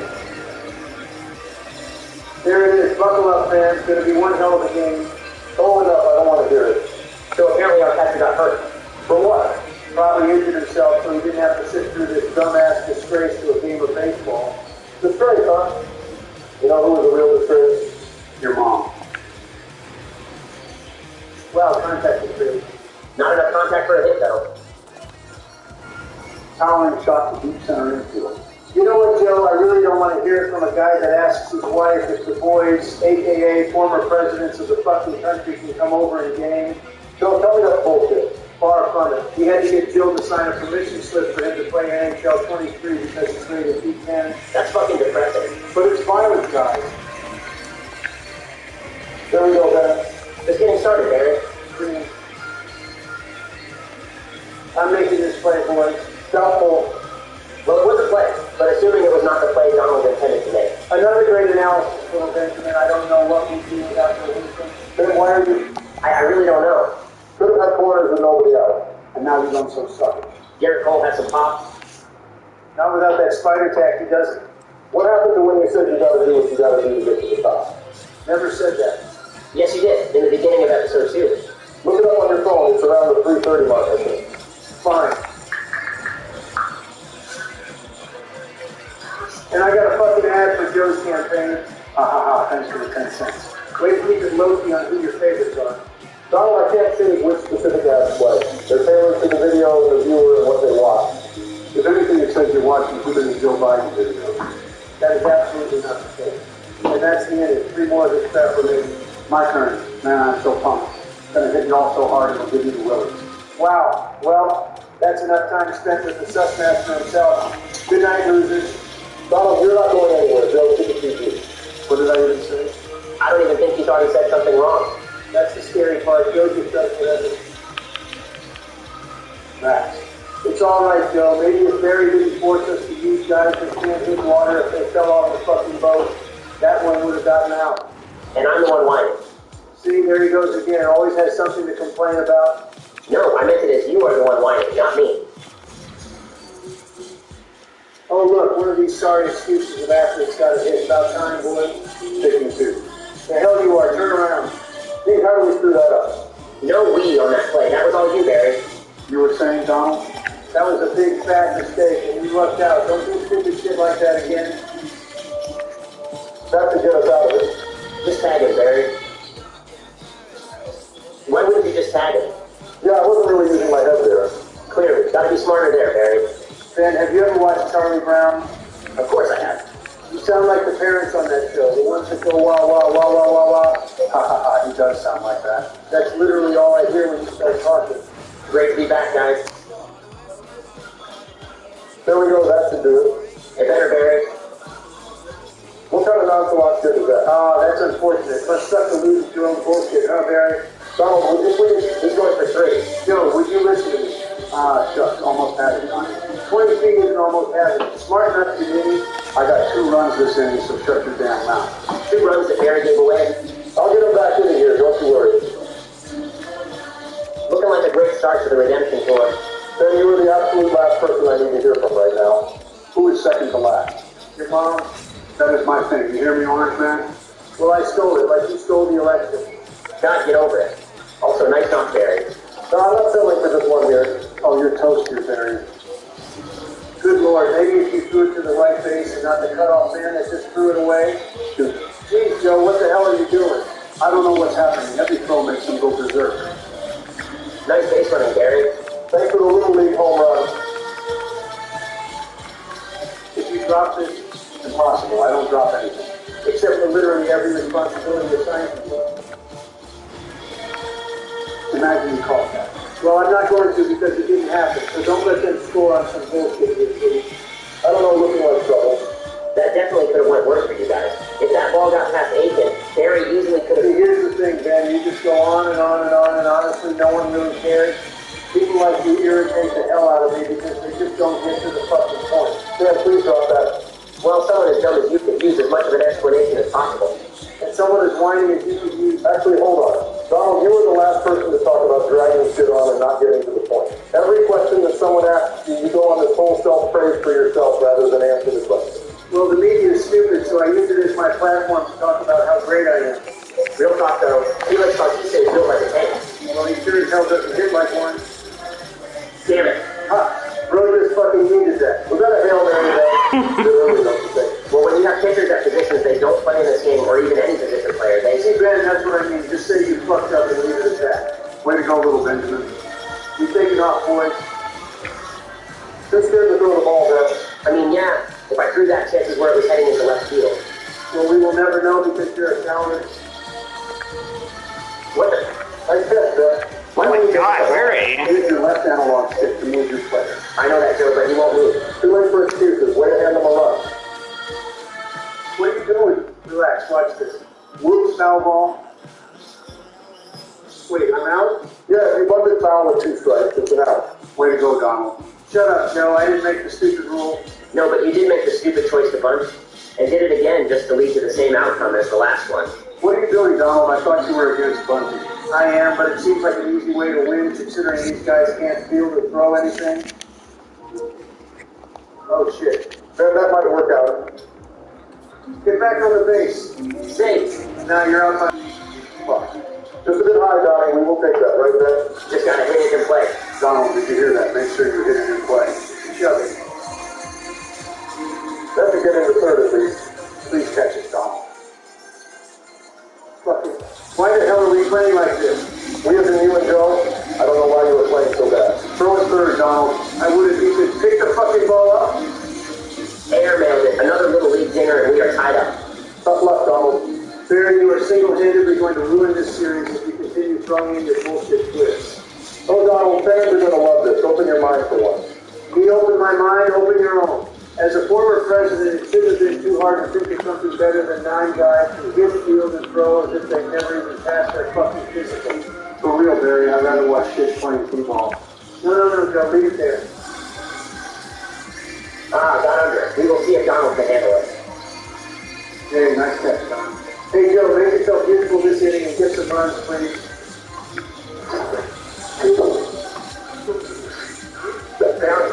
The quicker take her up. Sit your ass down, Joe. Donald can't yell at me because he got stuck out swinging. Yeah, and a fucking ball. Let's just say, for the sake of the argument, that a very minuscule amount of the ball did or did not catch the zone. Jesus, Barry, I can't. Donald, I told him to wait until the 10-minute mark and even waited another 2 minutes.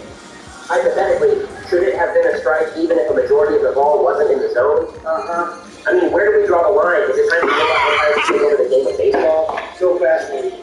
Now let's talk about if robot umpires belong in the game, and if it is long overdue. Balls and strikes are getting out of hand, and All right, Ben, you distracted me. Your time is up. This isn't the podcast. Go to the spotlight, please. hypothetically, the player being out of position is what caused the shot.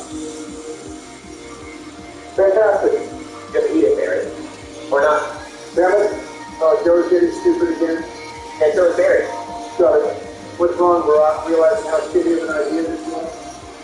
I make a good throw in the box here. Pay attention. Oh no. There's that sleepy Joe elite base running. Barry, you've got to stop throwing it around like that. You're lucky those last two were good.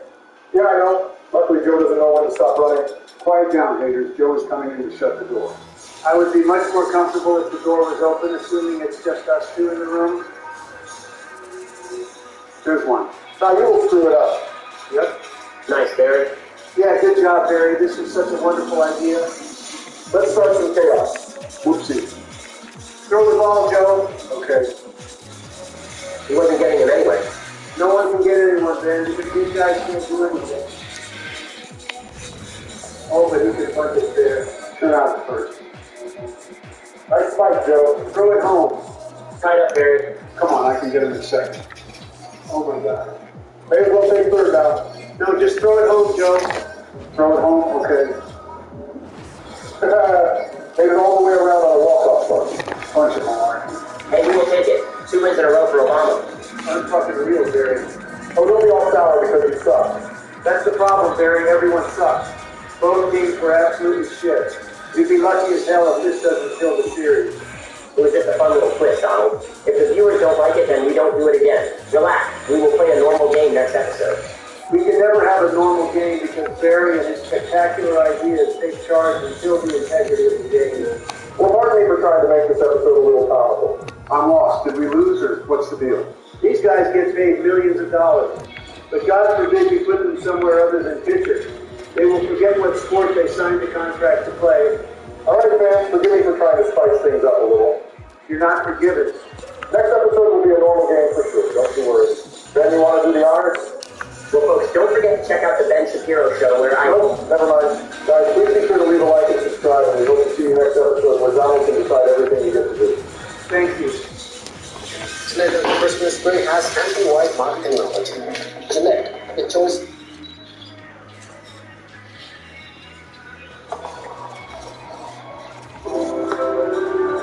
The Citizens Foundation is transforming the lives of underprivileged children through quality education. Support TCF with your donations and help change lives.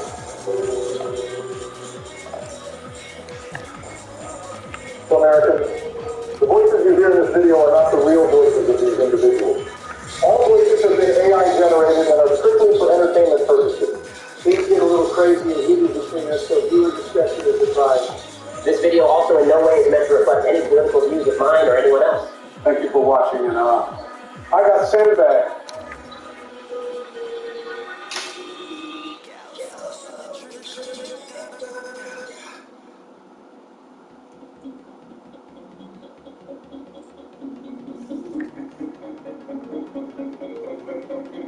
Alrighty, boys, y'all ready? Oh, I'm sorry. Did you forget that the most exquisite man on planet Earth is in charge for this video?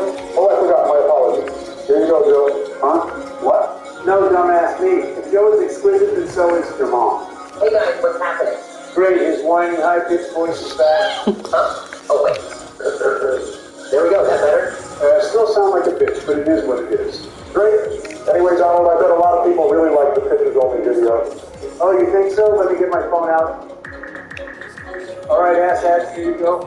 I really am bored of this. If you did a normal game, I'd actually watch. Can you do a normal game for once? Play normal play. Donald blew this game just like you.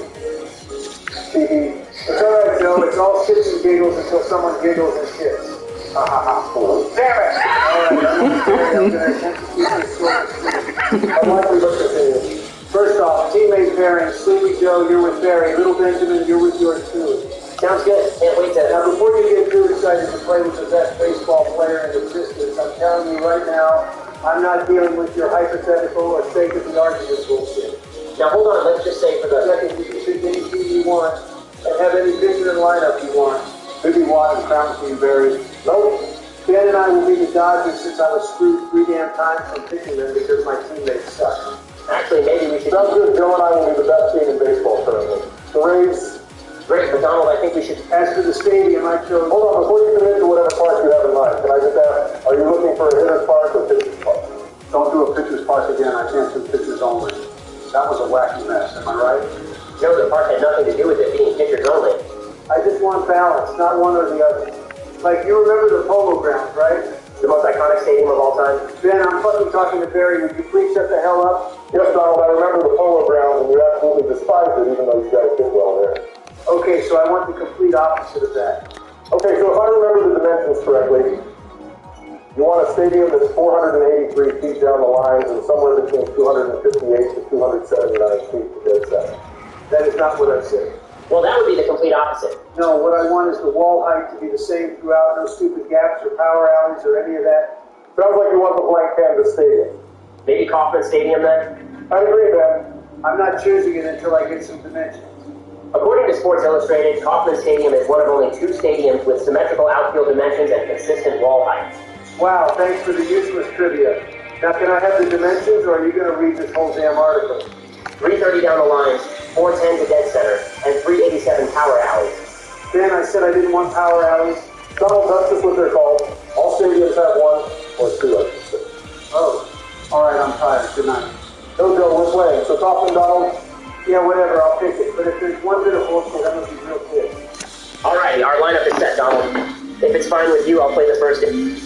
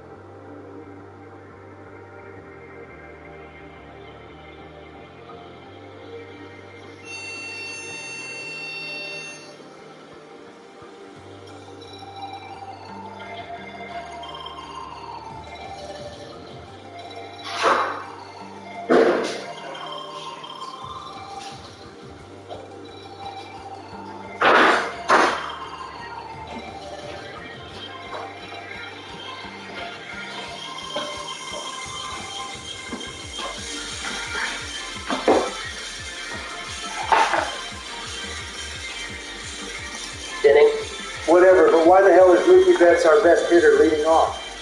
You just answered your own question because he is our best hitter. He's got the best power against lefties out of everyone in our lineup, so if he hits a home run, who is he bringing home, Ben? Himself. That's it? If he hits a leadoff dinger, then yes. And you're perfectly fine with that? That is the most logical choice for you? Well, where would you want him to hit? Joe, you can play this inning. Yes, Daddy. I beg your pardon? To maximize his RBI opportunities, don't you think third or fourth make the most sense? Well, with today's analytics, it's best to have the player with the highest OBP leadoff. No, switch it to third or fourth. Well, it's too late. We already started the game. Can't change the lineup order. Can I change my teammate? Whoa, time out. Steve, what's that? There's a crown on top of that big video screen. That must mean this is the crown team, which could only mean one thing. Bibby Watt is here somewhere. I need to find him. Joe, neither of us picked the Royals, so he won't be here. No, he must be. Let me check the stands. He's probably there somewhere. Barry, I'm not doing this. Control your kid, please. Darn it, Barry, please don't be mad at me. Can't be mad when my expectations weren't high to begin with. Gentlemen innings, Ben. Wait until I hit, Donald. Damn it, I forgot to turn off the announcers. I'll do it after this AD. Mookie missile, and that's why he leads off, Donald. Phenomenal. You know what would have been even better if he did that while guys were on base? But he couldn't have because he's leading off due to you and your bullshit analytics. Okay, you know what, Donald? Let's just say hypothetically, for the sake of the argument, that he wasn't to lead off. Well, I warned you. Told you I wasn't doing any of that shit today. All right, Barry, read the list. List? What list? Then we have a list of people to be our fourth member for the next MLB episode. What the hell? Why? I told you no hypotheticals, and you couldn't even make it past the first inning. All right, I'll stop. No, too late. Barry, read the list for the viewers, please. Just realized I gave up a home run. All right, so first on the list is Brett Cooper. Yes, please. Who? It's Ben's sister. She isn't my sister. She doesn't even have my last name. Nah, she's your sister. Literally looks just like you. Oh, damn, yeah, I see it. But who is she? Is she running or something? She's literally the female version of Ben. Minus the whiny voice. Time for Brett joining us. Well, your say doesn't matter since she would take your spot for the next episode, but we appreciate your useless work.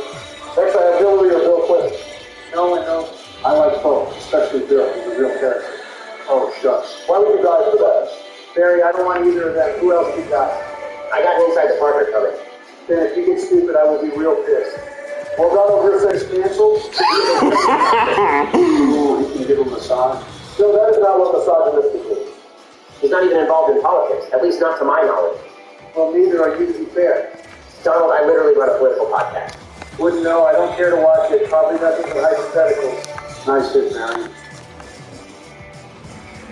Great. Well, that'll tie it up. Go, Barry. Go, go, go. Carrying you as per usual. Who else is on this damn list? I can't imagine it getting any worse than Andrew fucking Tate. Bernie Sanders? I take back what I said. Feel the burn, motherfucker. Bernie is a socialist. Damn it. So he's like big on Twitter and Instagram and all that? What? Ben said he's big on social media. I said he's a socialist. I don't know what that is, like a social butterfly. It's communism. Good Lord, this is not the direction I want the video to take. What's communism? Socialism. For fuck's sake, no. They are both completely different. You know, just do your own research and don't listen to either me or them. It's important that you find out for yourself and you make your own decisions. Okay, Googling right now. Difference between social butterfly and communication.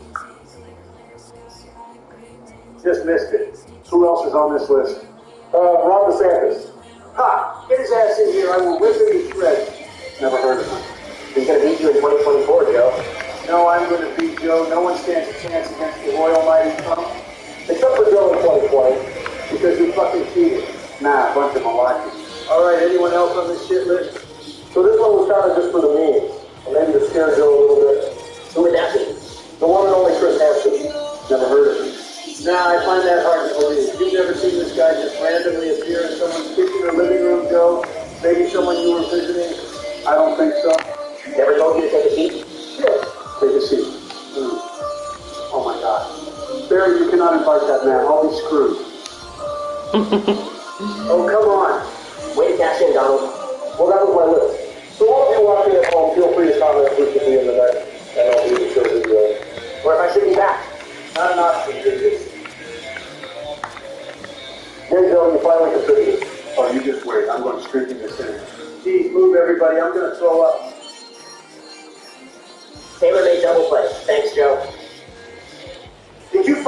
switch out? What the fuck is that?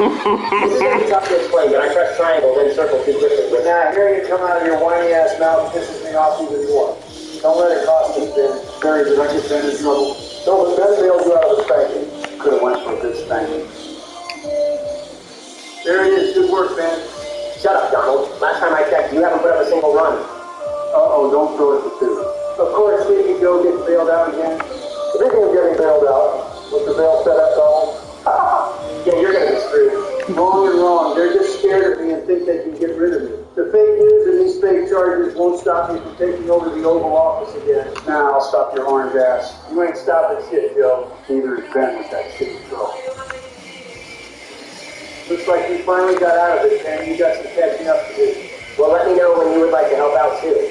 Great video, Joe. Keep that up. I forgot to go streaking. That's perfectly fine. Good thing he's leading off. Piss off, Donald. This one is hit high and not deep. Nowhere near the track of the wall. And this ball is caught. His poor production so far from Little Benjamin. Same could be said for you. Wow, that was a really productive segment, wasn't it? Screw you, Joe. No, screw you, Ben. Nice fishing, Joe. Screw you, Barry. Excuse me? Sorry, I got caught up in all this stewing. Lead-off man aboard. See how their leadoff man gets on base, Ben? Donald, that's literally their number 6 hitter.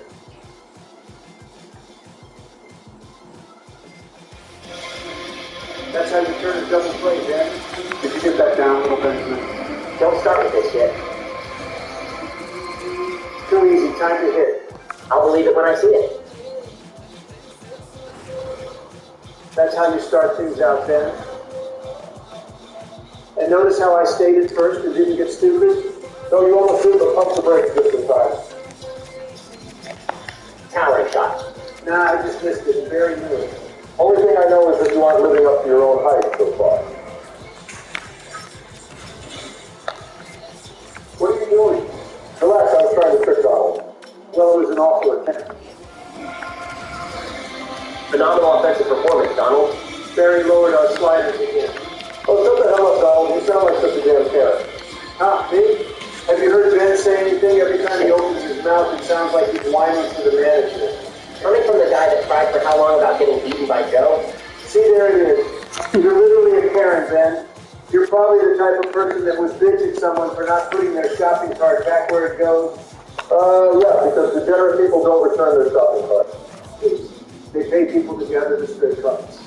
They pay people to get them from the return spot, not to gather them all over the damn parking lot. Donald, do you not put your cart back? Answer the question, Donald. I plead the fifth. What a lazy sack of shit. Joe, I'm getting tired. Can we crash here tonight? I don't mind, but I'll have to ask Joe. For real, Joe. Ask her what? This is literally your house. Well, it should be mine, but you stole it from me. Get over it. Fine, I'll go ask her. Barry, mute the game. I need to hear this. Right here. Yo, honey, the boys want to know if they can sleep over.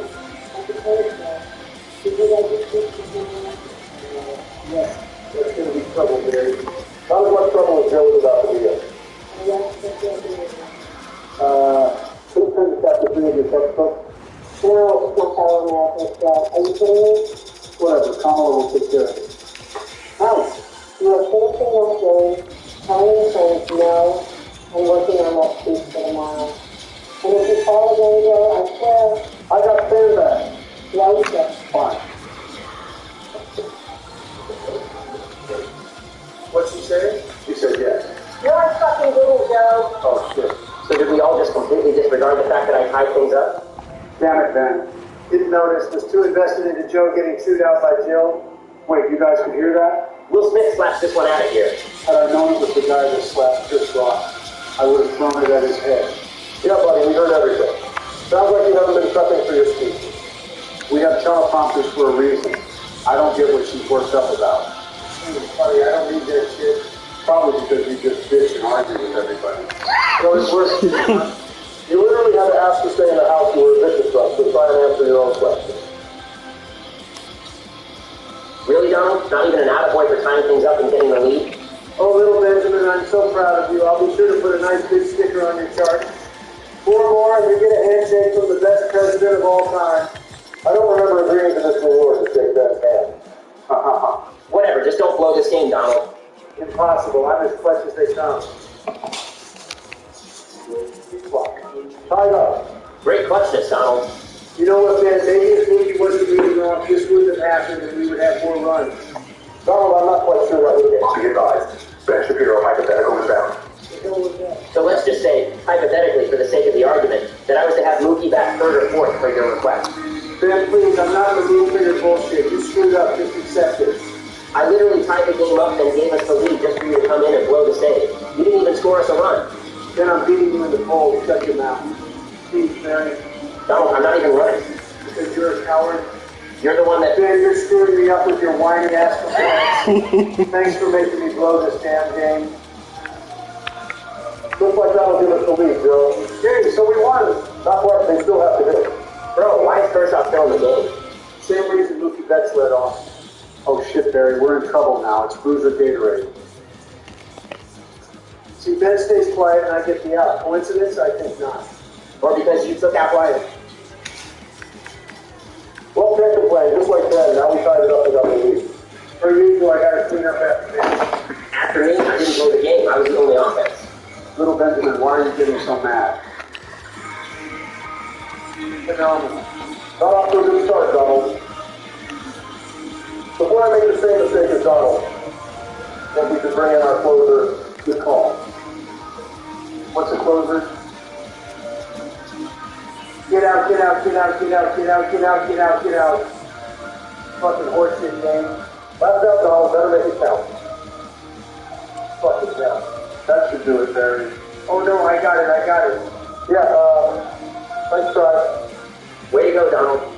Maybe if I didn't have the biggest Karen on my team that used stupid analytics to determine a lineup, I would have won. That's 3 in a row for Barry as well. Damn right, so suck it, you two. Way to go, Ben. Let Barry get 3 wins in a row because of your bullshit. I'm over it, Donald. I was the only one to contribute this game. You're damn right you are. You told me to pick this stadium and pick the shitty lineup order. So way to go, Ben. I'm taking that sticker off your chart, by the way. All right, you guys. Well, Wait, Barry. Also, everybody, we're going to start opening sports cards on another channel. Once the channel hits 1,000 subscribers, we will upload our first video. well, we kind of stole it from the guy that runs this channel because, well, Because his videos over there are shit too. that's nice. Well, everyone don't forget to leave a like and subscribe. And comment who will replace Little Benjamin in the next MLB episode. I didn't blow this damn game.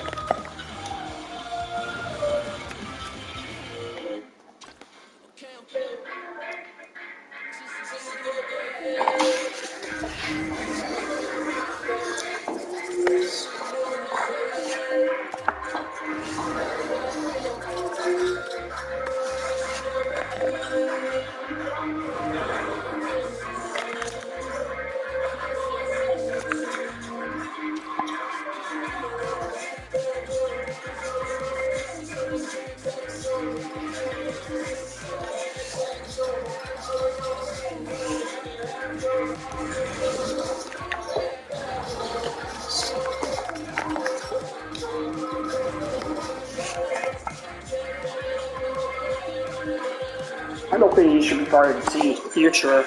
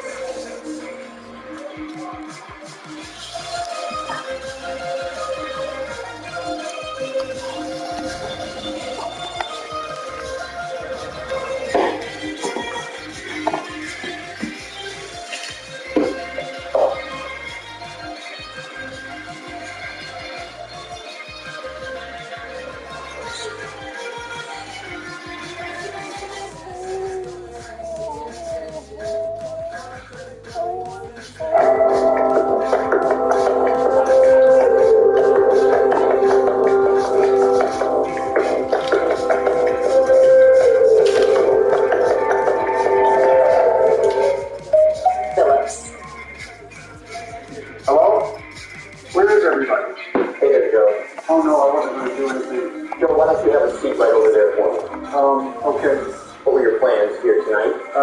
Play some water polo with the boys. That's not what it says in his chat. No, I'm pretty sure that's exactly what it says in the chat. I got the transcript right here, Joe. I'm scared. You say, I'm going to destroy you. You also say you're scared your wife will find out. I shouldn't be doing this, I know. I mean, what am I supposed to make of this? I know. Well, there's something you need to know. I'm Chris Hansen, with Dateline History, and this is an investigation called Detecting Incompetent President. Huh? Gotcha. You've been pumped. Did we get you? What the hell was that for? That was for cheating during golf, assholes. You're free to walk right out that door now. Oh no, he's actually staying with us to play. Well, I thought the whole purpose of this was to prevent incompetent presidents from getting sidetracked. Chris, I hate to tell you, but the three of us really don't do shit. At least nothing anyone would approve of. You're not telling me that you guys are actually lurking in these online chat rooms talking to... What the hell do we look like? Some kind of sick perverts? Morally, I can't speak for the ten, Joe, but anyway, thanks, Chris. Now hold on. You'll need to take another seat. Bye, Chris. Thanks again for helping with the press. I thought I was getting in trouble for something completely different. These are all AI voices. Don't reflect my political views. Viewer discretion is advised. All that bullshit. Do your thing, Joe. Thank you for watching, and I don't even know anymore. Ladies and gentlemen, please welcome our new guest. Man with a wig, Brett Cooper. Welcome back to the President's Play. My daughter has an amazing figure, and if I wasn't happily married, then perhaps... Good gracious, please stop talking. The hell have I gotten myself into? All right, for teams, let's do. Brett and I versus you and Joe, we got this hot stuff. Yikes. How about we let Brett pick? Well, she does that right, so I know she will make the right choice. How about you and me, Barry? Joe and Donald can team up. They seem like they need to patch things up a bit.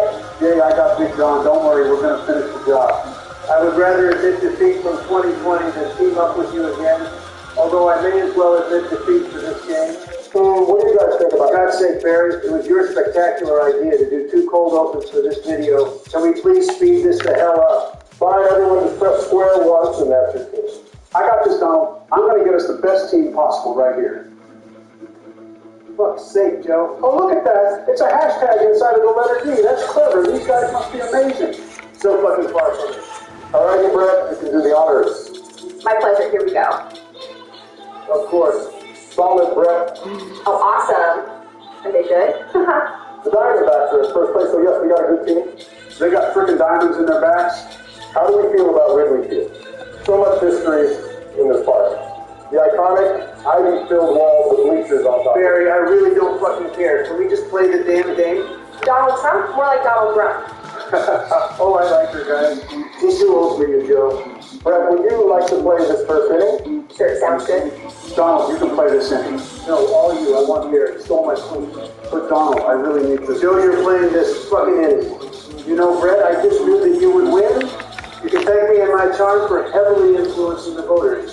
Somebody else actually won, but due to some controversial events that occurred that I was unaware of, I made a new poll without that individual. It was Andrew Tate, wasn't it?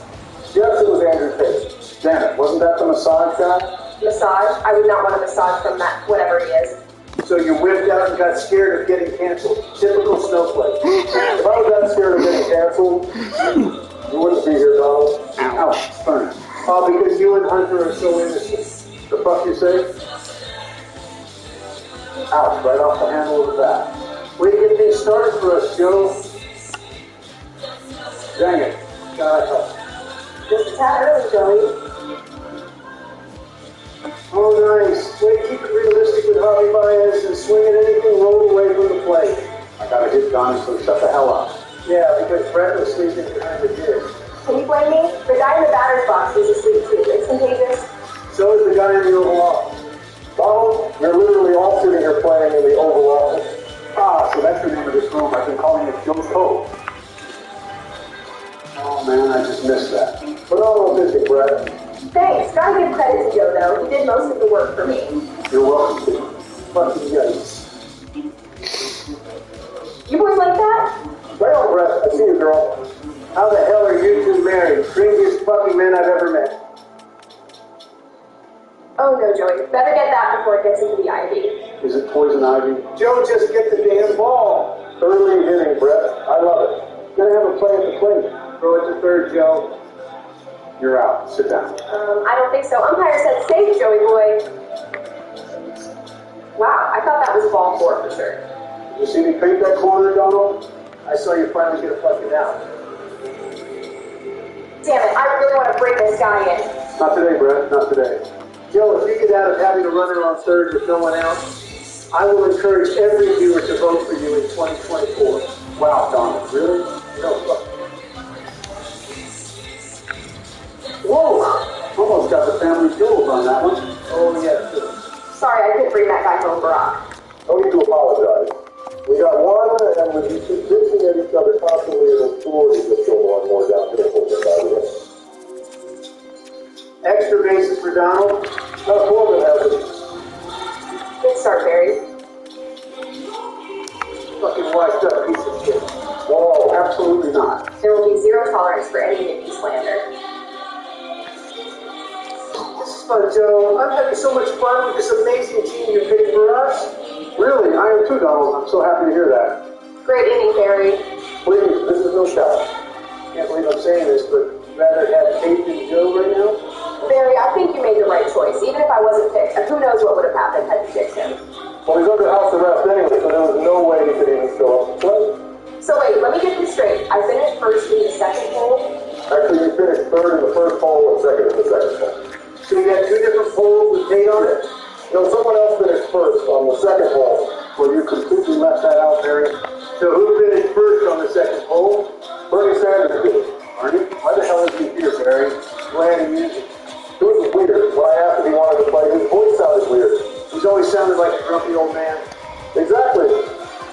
But he didn't when I talked to him, nor did he even have his iconic Brooklyn accent. Man, I was really hoping to feel the burn. What the fuck was wrong with that? I don't want, I just wasn't quite sure that he said it. Nothing surprises me with you. But I was really looking forward to playing with Bernie. He's the best. He literally lost to Crooked Hillary and your confuzzled and stumbling ass. How great could he be? Yeah, but Donald, you also lost to a guy that can't even walk. Hey, I've gotten better. I only stumbled twice at most reporting Air Force One. Oh well, Donald, we will get him next time. If I haven't lost the will to live by then, that is... Wow, this game is incredibly easy. Of course it is. You guys are facing the fucking single A team. Random thought, but we should think of a way to engage with our viewers more. Well, you already ran 2 polls and picked neither fucking winner. No offense, Brett. None taken. How would you like to screw our fans over now, Gary? You know what, Donald? Sorry I didn't want to include a fucking misogynistic piece of shit. But has been involved in who knows how much controversy throughout his life. So if I pick off a couple of kids who are probably way too young to be watching this, I could care a whole lot less. It's AI, Barry. Take a fucking chill pill. I don't fucking care what it is. I have moral standards. Barry, like I said before, I think it shows a lot of character, even if this isn't real at all. No one cares about what you have to say. Excuse me? I didn't mean that. I didn't feed off Barry's negative energy against this thing. Yellow lines are in a lot of places to protect us. But when they're not there, Oh, boys, halfway. Oh, what was that? 1, 3, 4, really? because that's the role. Time is the world's most valuable commodity. And I want you to have more of it. This is the Genesis difference. I'd say Tommy Novak then. Where are you and all that? Where are you?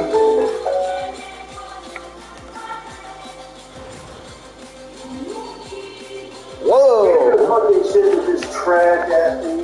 In Barry's defense, his PR rep told him it wasn't a good idea to bring Kate on board either. PR rep? Who the hell is this PR rep? Your mom. Oh, and about earlier, in case this went over anyone's head, Bernie Sanders' voice didn't register properly in the software we used, so we scrapped him and went with my queen, who finished second in the polls. Oh, come on, Donald. You ruin everything, Donald. Bro was just speaking facts, though. No sugarcoating it. I respect it. That's my queen. Shouldn't your queen be your own damn wife? Hey, Barry, worry about pitching. How about that? Will you stop throwing my fucking controller? Will you stop with these bullshit ways to play the game? What the hell are you talking about? Why can't we just pick a fucking team without there being some kind of bullshit behind it? Is Trumpy grumpy? Great. Shut your ass up. That's this fucking minor league team. Looks like a bad throw-in. wait, no. What? What the hell are you doing, Barry? I saw the bat throw in and figured it was going to be an errant throw. Excuses. Kevin, that's staying in. I don't think they're making you say anything about now at Holloway, so. Shit hitting from you, Obama. You just got lucky the game knew where to put the fielder. Don't let him get under your skin, Barry. But Brett, you should let me get... No. Man, what am I supposed to do? You could start by picking a better fucking team. And if you really want to go above and beyond, you could resign in your dreams, my friend. Another inning of outstanding offensive production. Donald, I'm really trying here.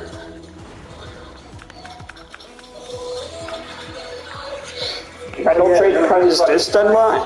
Stop bullying me. So I know this every episode. Oh my God, you have no idea. Nor does Joe have an idea when it comes to picking a respectable team. Oh, there you go, Joe. Why not let them extend their lead? Shut up, Donald. It's not my fault they got a triple. It fucking is your fault. You're going for the damn ball. Oh, wow. What am I looking at? Here we go. Now Joey is back. Was he here to begin with? That should fall in.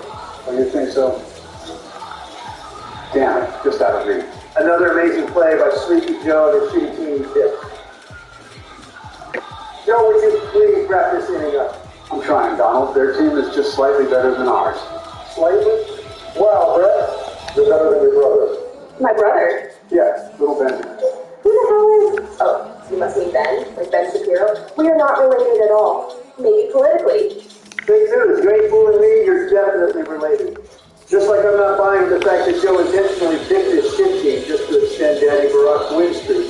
Will you shut up, man? Donald, to be fair, Joe just pressed the random team button. Fucking hell. We did it too, and supposedly we got a better team. It's all luck-based. Brett, you don't understand. Barry comes up with this bullshit every damn episode. Name one bullshit thing I came up with. The pitcher's only game. About time we got a damn hit again. Yeah, that was a good show. Shut up, Joe. So is your team. The team that we had to ride with because of your bullshit. Oh, this thing must be broken if this T-ball team is recording back-to-back hits. Maybe time for a pitching change, Barry. Yeah, I'm thinking the same thing. It's a miracle. We're on the board. Yeah, about time, Don. All right, I'm bringing in Jacob.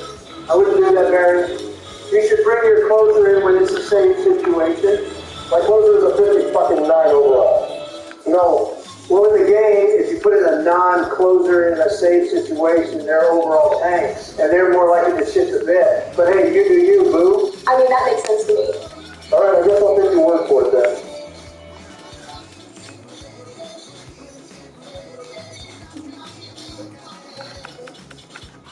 You know that feeling of having to rewash dishes that didn't get cleaned? I don't. Ernie? Platinum Plus with double the dunk recycle power and double the scrubbing power for a double rewash clean and a cabinet ready shine. With Platinum Plus, the rewash for your money back.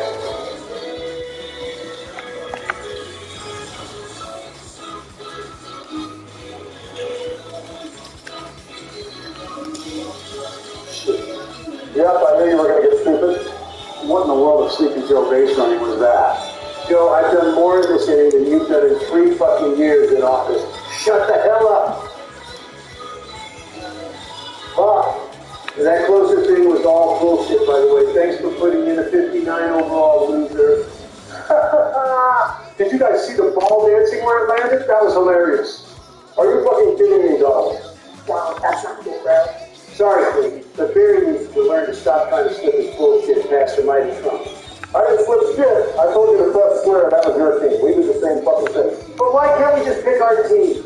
Because you were bitching about the fucking time.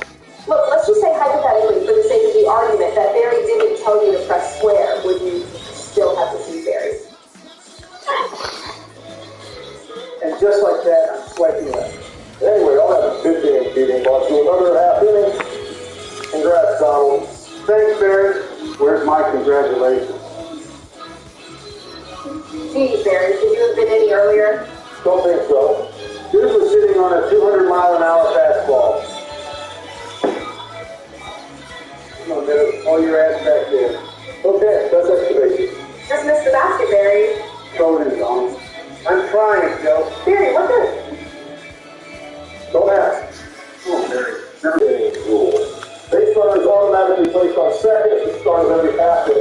ninth inning, or in our case, after the sixth. Blazing speed like this. Oh shit. Keep going, Joe. Get the ball, Brett. I couldn't see where my catcher was. Broke the damn time. You crazy son of a bitch. You like that. Let's fucking go, Joe. Come on, Marcus. Joe, really think about taking two here. Maybe makes even you look bad. They ain't stopping me or the goalkeeper. Didn't even need to slide. Brett, you're really crumbling under the pressure here. The hell was that, Barry? Some kind of malfunction, I think. I'm gonna put in a pitch speeder, Donnie. Great thinking, Joe. Get ready to tag. Tag, that's falling. Come on, Brett. How was I supposed to catch that? You're the one that left on this stupid extra base runner rule, too. Guess I will bring in who should have pitched last inning. I would have Donald not said me wise. Oh, man. You're good, Joe. Just get ready to tag. Oh, that was a weak-ass throw. You can't get me. Oh, wait, yes, you can. What the hell was that, Joe? Aggressive face on him. You know what? I'll let it slide. You brought in 2 runs. This is your 1-3 back. Brett. Well, it would have gotten to the wall anyway, so figured I may as well try. Would have brought in another run, too, if Joe not been stupid. Hey, you said you would let it slide. Doesn't mean I won't deny it if it's all good play.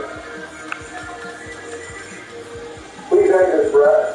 Well, we wouldn't even be here, Barry, if you weren't so gullible. Yeah, Barry, way to throw the game away from my queen. It's off, dog. This is going to be an immaculate inning. Well, you already threw 2 balls. And that hit from Brett wasn't a strikeout, so that's off the table. What are you talking about? The definition of an immaculate inning. An immaculate inning is 3 straight outs, dumbass. No, that's just being a competent pitcher.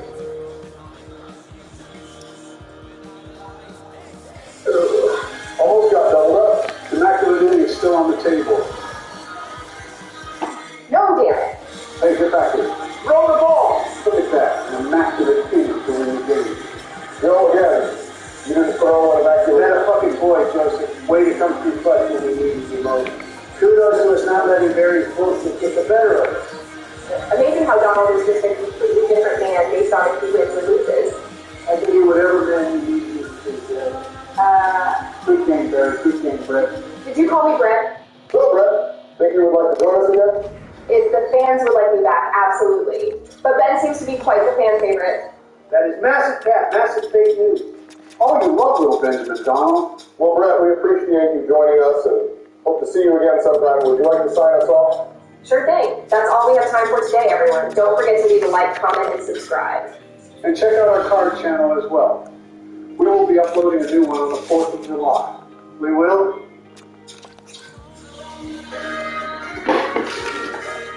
Bigger.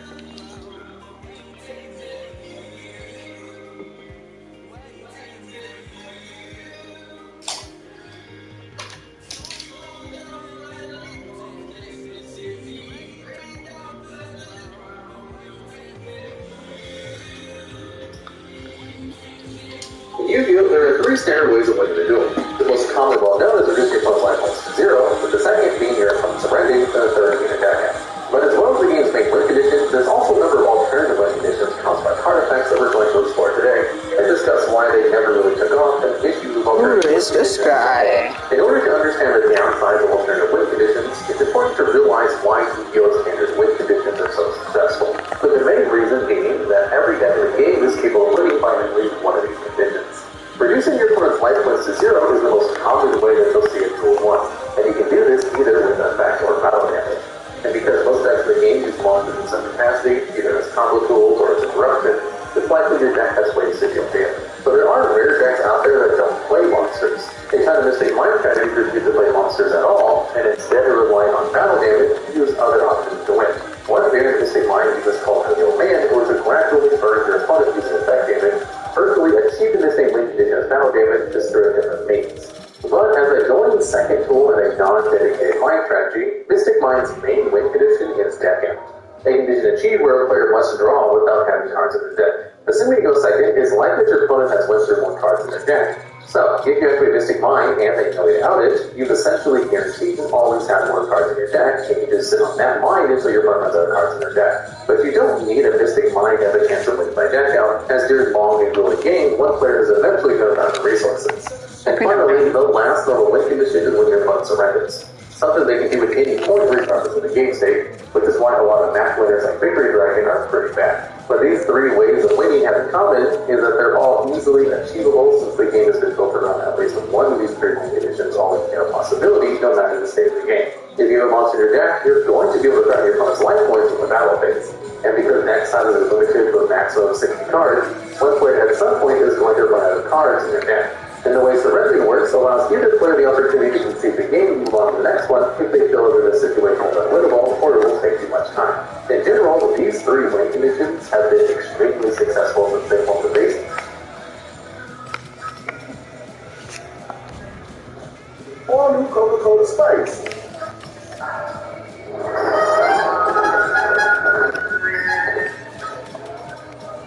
With an unexpected burst of raspberry and spice flavors. Journey to the East in Final Fantasy XIV Stormlight, now included in the free trial. Embark upon a new adventure to realms near and far.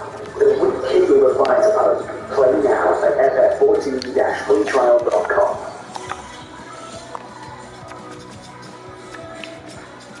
System of the entire game mechanics, and influence card design as a result.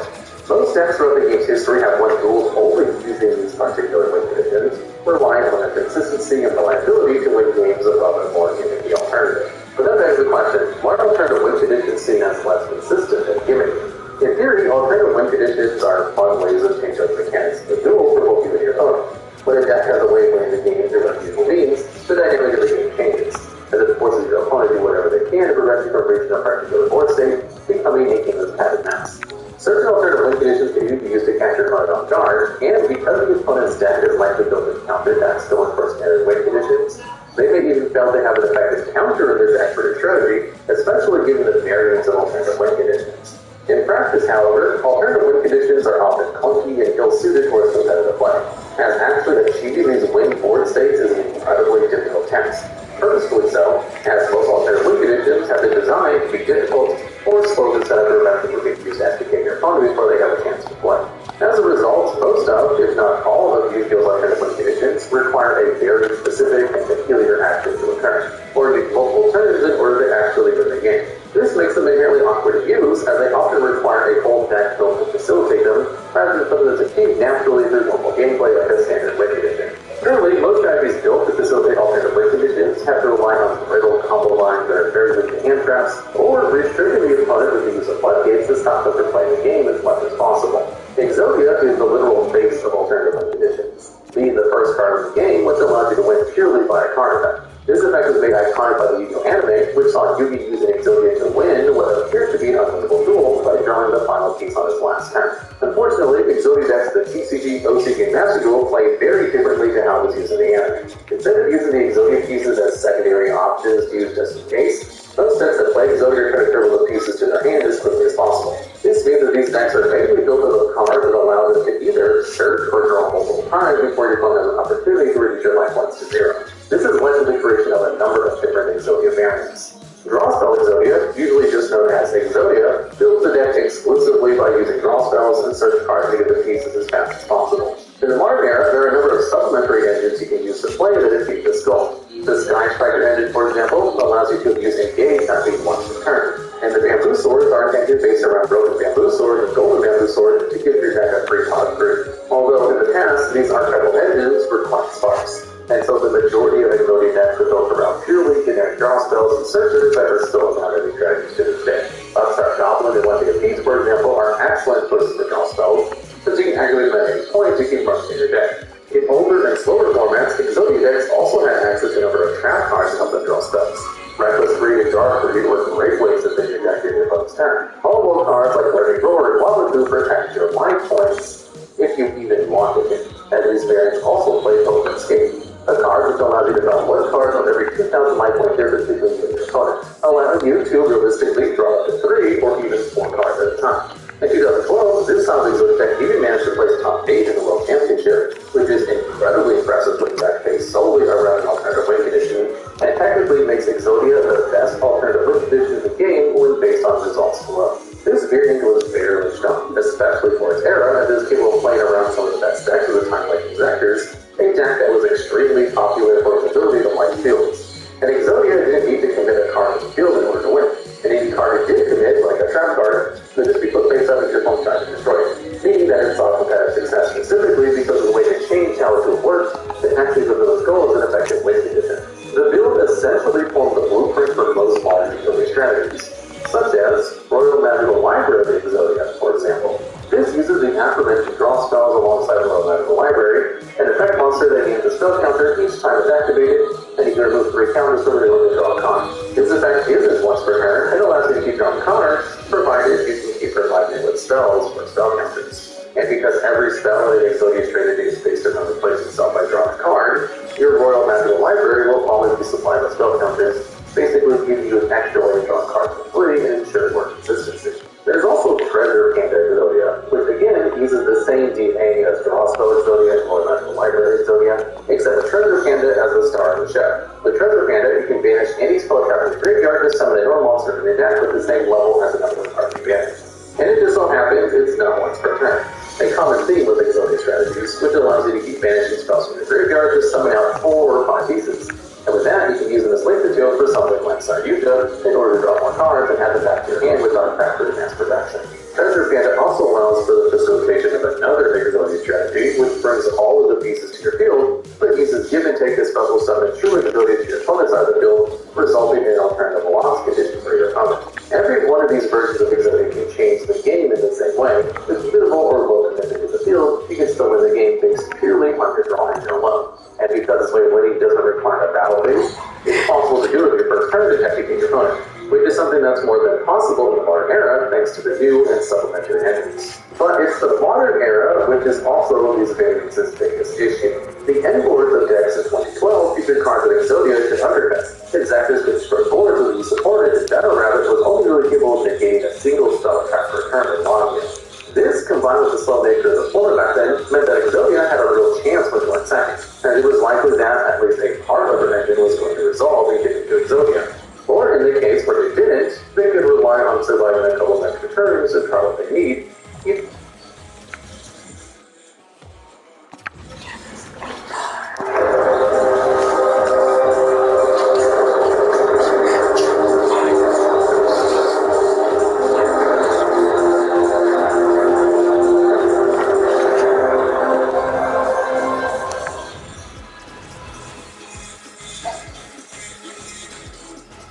It is imperative that your eyes be opened. Look out!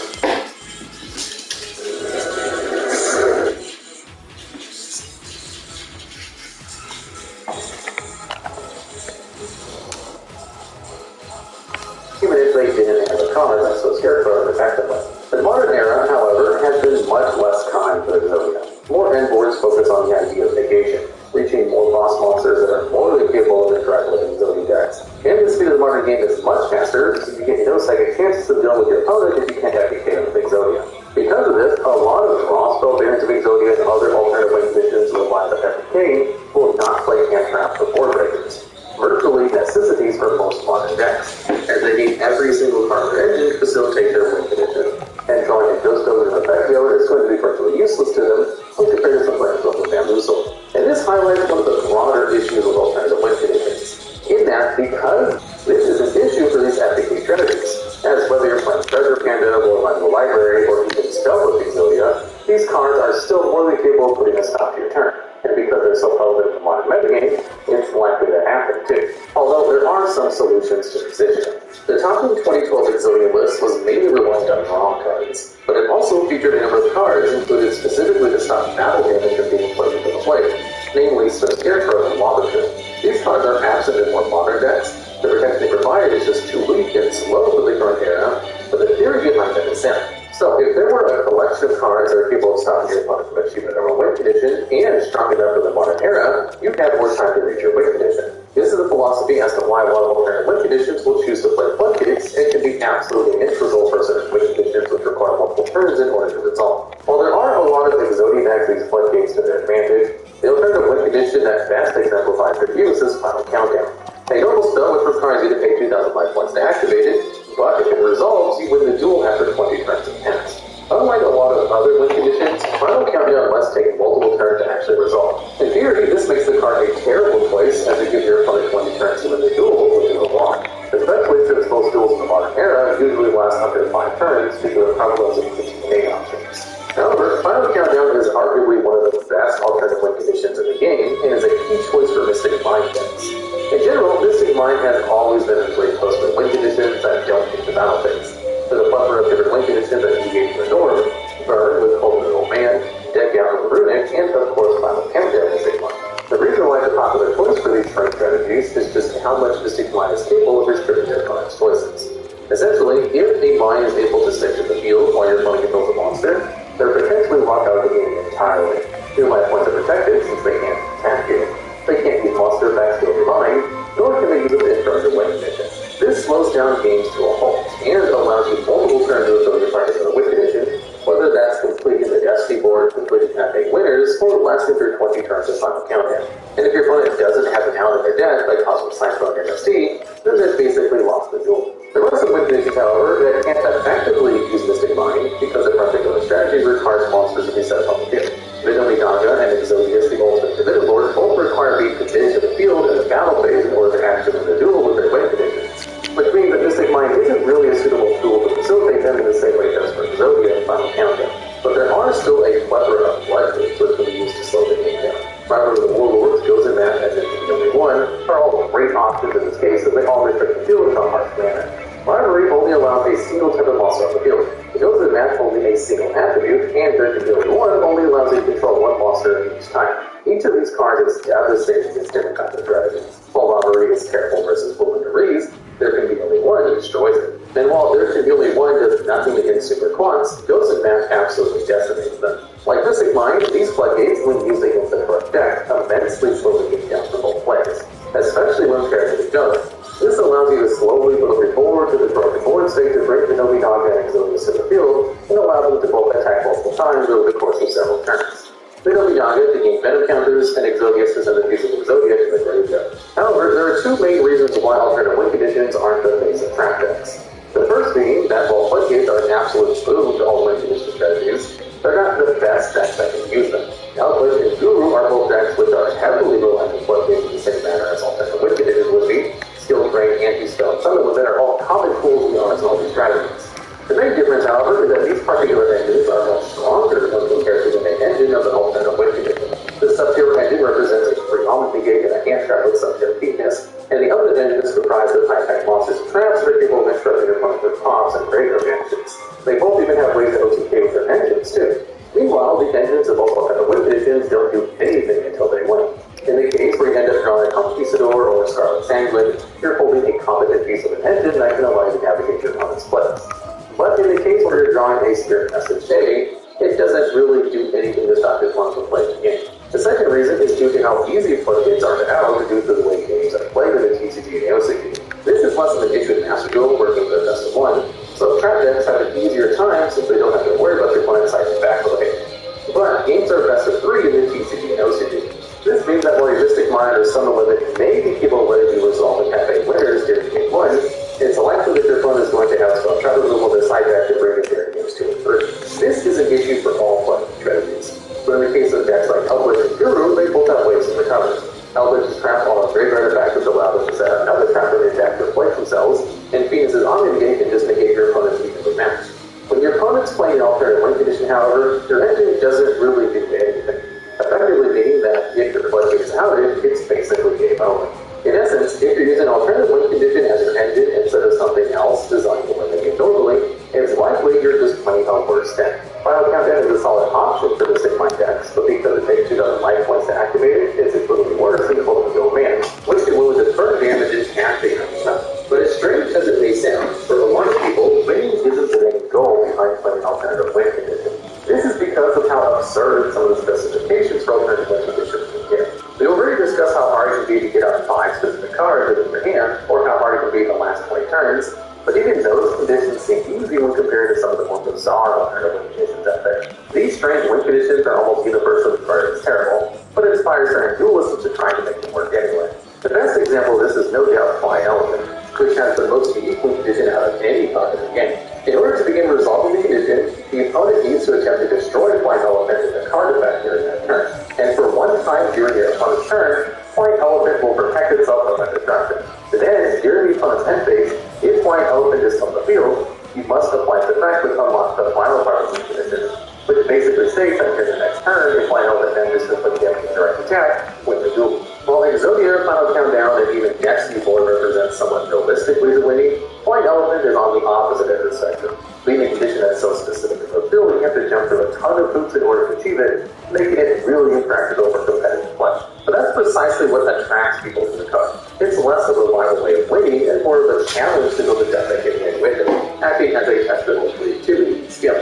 With Yu-Gi-Oh players, a lot of them. As for as bad as Flying Elephant's effect is, you can build a deck that can win with this effect with a large amount of setup. You can give your opponent a Yandere Invader with healing and transverse. Yandere Invader is a card with a damage rate back. It activates when the opponent's normalist bubbles out of the monster, and Yandere will move itself one column closer to that monster, to then destroy every card within its own column. By giving Yandere to your opponent, you can use it to force your opponent to attempt to destroy Flying Elephant, since the effect is mandatory. And you can pair with something like a Echo Maintain to immediately make it the end phase, so your opponent doesn't go to the board or remove your Flying Elephant from the field. Now, this obviously is not very practical. It is extremely weakening and traps, requires multiple bricks to function, and falls apart in the face of any content boards in 1 second. But people still play these strategies for fun, and there's plenty of all-in conditions, whose specific condition will change how you build your deck, making it so that every kind of win condition brings its own unique challenge. Even a lot of which are the same exact downsides of being easily interruptible, like Ghost Pixie Mission. This card has a win condition that occurs when it has 10 or more materials attached to it. This part of the win condition isn't absurd for Ghost Pixies in theory, especially since Annual Mission has an effect that has to go for card to it once per turn, carrying well with the fairly slow Ghost strategy, especially with Ghost Pick renovation. But there are also decks dedicated to Annual Mission, which uses the Utopia and Utopia monsters alongside ranked magic spells. We constantly keep ranking up our monster and transfer its materials before somebody up Annual Mission on top of it to win as a first turn. Another good example of this includes Jackpot 7, which has a win condition which, like Flying Elephant, can only be triggered by your opponent. When it's sent to the graveyard, specifically by the opponent's card effect, it gets banished, and if 3 Jackpot 7s are banished by this effect, you win the duel. And normally, this win condition would be difficult to achieve because it solely relies on your opponent doing it from the deck a total of 3 times. Even if your opponent has played a good strategy with something like Morphe Jar, they're likely going to stop dealing cards once they see that first Jackpot 7 banished. But creative deck builders have found multiple ways in which they can force their opponent to build a deck for them by giving them a monster. One of which is with the use of Sheen Spy, one of the worst cards in the game, since all it does is give your opponent a free monster from your side of the field for the turn. By giving your opponent Dark Scorpion Burglars, you can summon out a bunch of low attack tokens to fit the Carnival or a Super Nickel Carnival will cast them all the Burglars.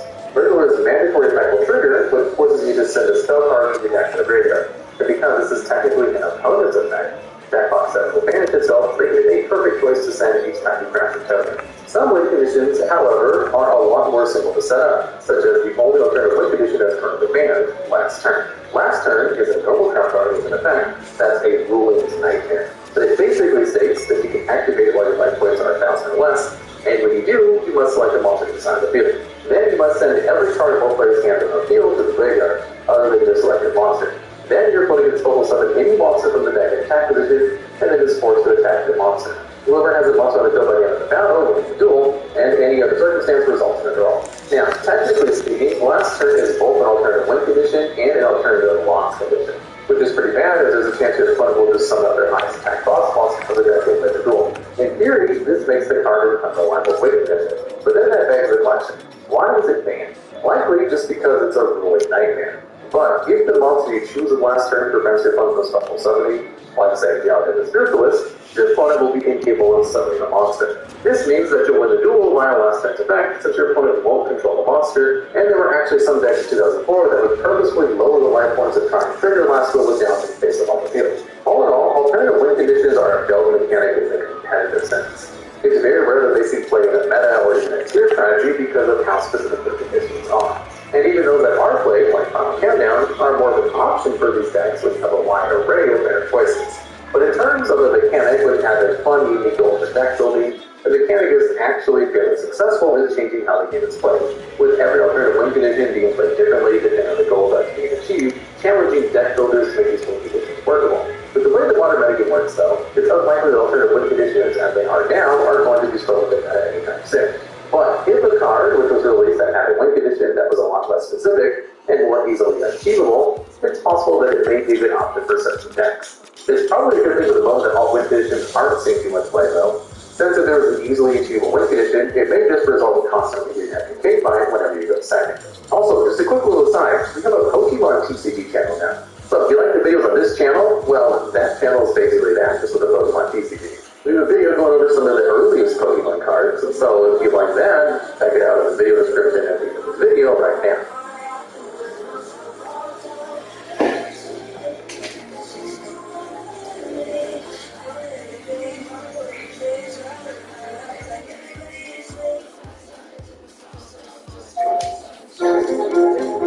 There's emotion, and then there's skin-crawling, jaw-dropping, pulse-breaking. The Pokemon trading card games, akin to the video games, are divided by generations. With each new generation comes new card design and new rules. But in this video, looking back at the first generation of Pokemon, and take a look at the top cards that were used throughout this time.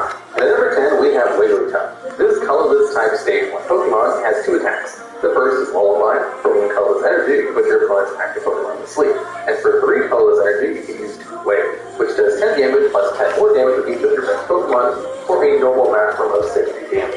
Evolved Pokemon typically weren't the standard during this time, as destructive in the form of energy removal and super energy removal meant that powerful attacks, such as Stage 2 Charizard's energy burn from the campsite and toss, had a very difficult time getting to their attacks, as both required more energy.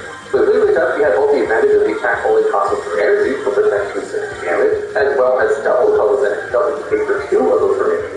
At the best of times, you can go first, have Wigglytuff with a single energy attack, and bar energy removal during your opponent's first turn, you could evolve and attach double colorless energy to immediately start attacking your opponent for 60 damage on the second turn. A massive amount of damage for this time in game history. Powerful Haymaker staples such as Hitmonchan, Scyther, and Electabuzz all only had 70 hit points as well. So matching Do the Wave with a plus power to further boost the attack by 10 damage meant you were one-hit KOing the strongest Pokemon in the format without work. Eventually, Wigglytuff became the main attack in a deck called Trapper, where you would go first and string cards together, such as Imposter's Zone's Revenge, Rocket's Sneak Attack, and the Rocket's Trap, to shuffle their entire hand into the deck and use Wigglytuff's Do the Wave in order to end the game as quickly as possible, usually winning by your opponent not having a your base Pokemon. Despite this monster being really good, being an evolution put a damper on it, resulting in the card only receiving the 10th spot on this list. And at number 9, we have Dark Vileplume. This is a Stage 2 grass type Pokemon that has 1 Pokemon power and 1 attack. The power of Fever has effect that neither player can activate trainer cards, but this power stops working while Dark Vileplume sleeps and use her paralyzed. At a whirlwind for 3 grass energy can let you put 3 coins, but then do 30 damage times the number of heads. However, if you had 2 or more heads, Dark Vileplume became confused. Despite being a Stage 2 with less HP than Wigglytuff, Dark Vileplume's interaction was never to attack. Instead, it sits on the bench to prevent your opponent from using trainer cards as soon as possible after you've already set up your attackers.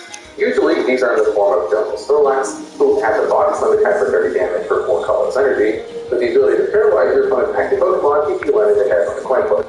Paralyze in Pokemon TCG usually indicates by turning Pokemon heading into clockwise. This is the Pokemon affected cannot attack or retreat for 1 turn after becoming paralyzed. Then at the end of the turn, they return to normal. The other attack, Dark Golduck, is a stage 1 Pokemon that can do 50 damage with 2 psychic and 1 toughness energy. Dark Golduck was usually paired with Dark Vileplume thanks to its re-evolution, False Sight after the next turn. Then after the turn of your opponent activating trading card passes, you can use Pokemon Breeder, a card that allows you to put stage 2 evolution straight into a basic Pokemon without needing to go into a stage 1, bypassing Dark Blue and set up to lock 1 turn quicker. This made for a nearly unbeatable lock, if not for a single card introduced Fossil, Muck. This card had the Pokemon power Toxic Gas, which says to ignore all Pokemon powers other than toxic gases. But this power stopped working if Puck is asleep, confused, or paralyzed. As good as this counter was, Dark Vileplume could easily use cards like Rocket Sneak Attack to ensure your opponent never had a chance to set up Grimer or Pokemon to get on the field. So the only real way of getting at this one's powerful ability was to go first. And at number 8, we have Computer Search. This trainer card has the advantage you can discard 2 cards, search for any card from your deck, and put it into your hand. This extremely versatile searcher was played at maximum copies and just stood on every deck imaginable. And since you can search any card, you don't have to reveal that added card to your opponent. This ruling even remains today with standard form relevant cards such as Star Skip V-Star, who could use the ability Starburst to search 82 cards per deck and put them into your hand, but only once per game, as the V-Star power will prevent from using more. With this card's versatility, it was useful in any situation you find yourself in your gaming format in which it was legal. Each remove energy from the power of one of your opponent's side of the field. Simply search for super energy removal to wipe 2 energy off of it and cost to discard 1 of your own attack energy cards. You can bring with your opponent's bench Pokemon back up to the active due to being close to a KO. Search for Gust of Wind to bring it back to the active and knock it out for a prize card. You need to find multiple cards that don't have any resources. Use computer search to grab Professor Oak and get a brand new hand of 7 cards. This card was so powerful that when A-Spec card items were introduced during Gen 5's Black and White era, computer search was printed as 1, only allowed you to play 1 copy of your deck, and locking up using any other powerful A-Spec cards like Dowsing Machine, which allowed you to discard 2 cards and add a traded card back to your discard pile. A Life Cube, which reduced the prize payout to KO by 1 prize, or Scuba Cyclone, allowing for a player to put 1 Pokemon and all cards attached to it back into their hand. Computer search was versatile, but it only facilitated powerful plays rather than being the reason the plays existed. Hence why it's lower in the countdown.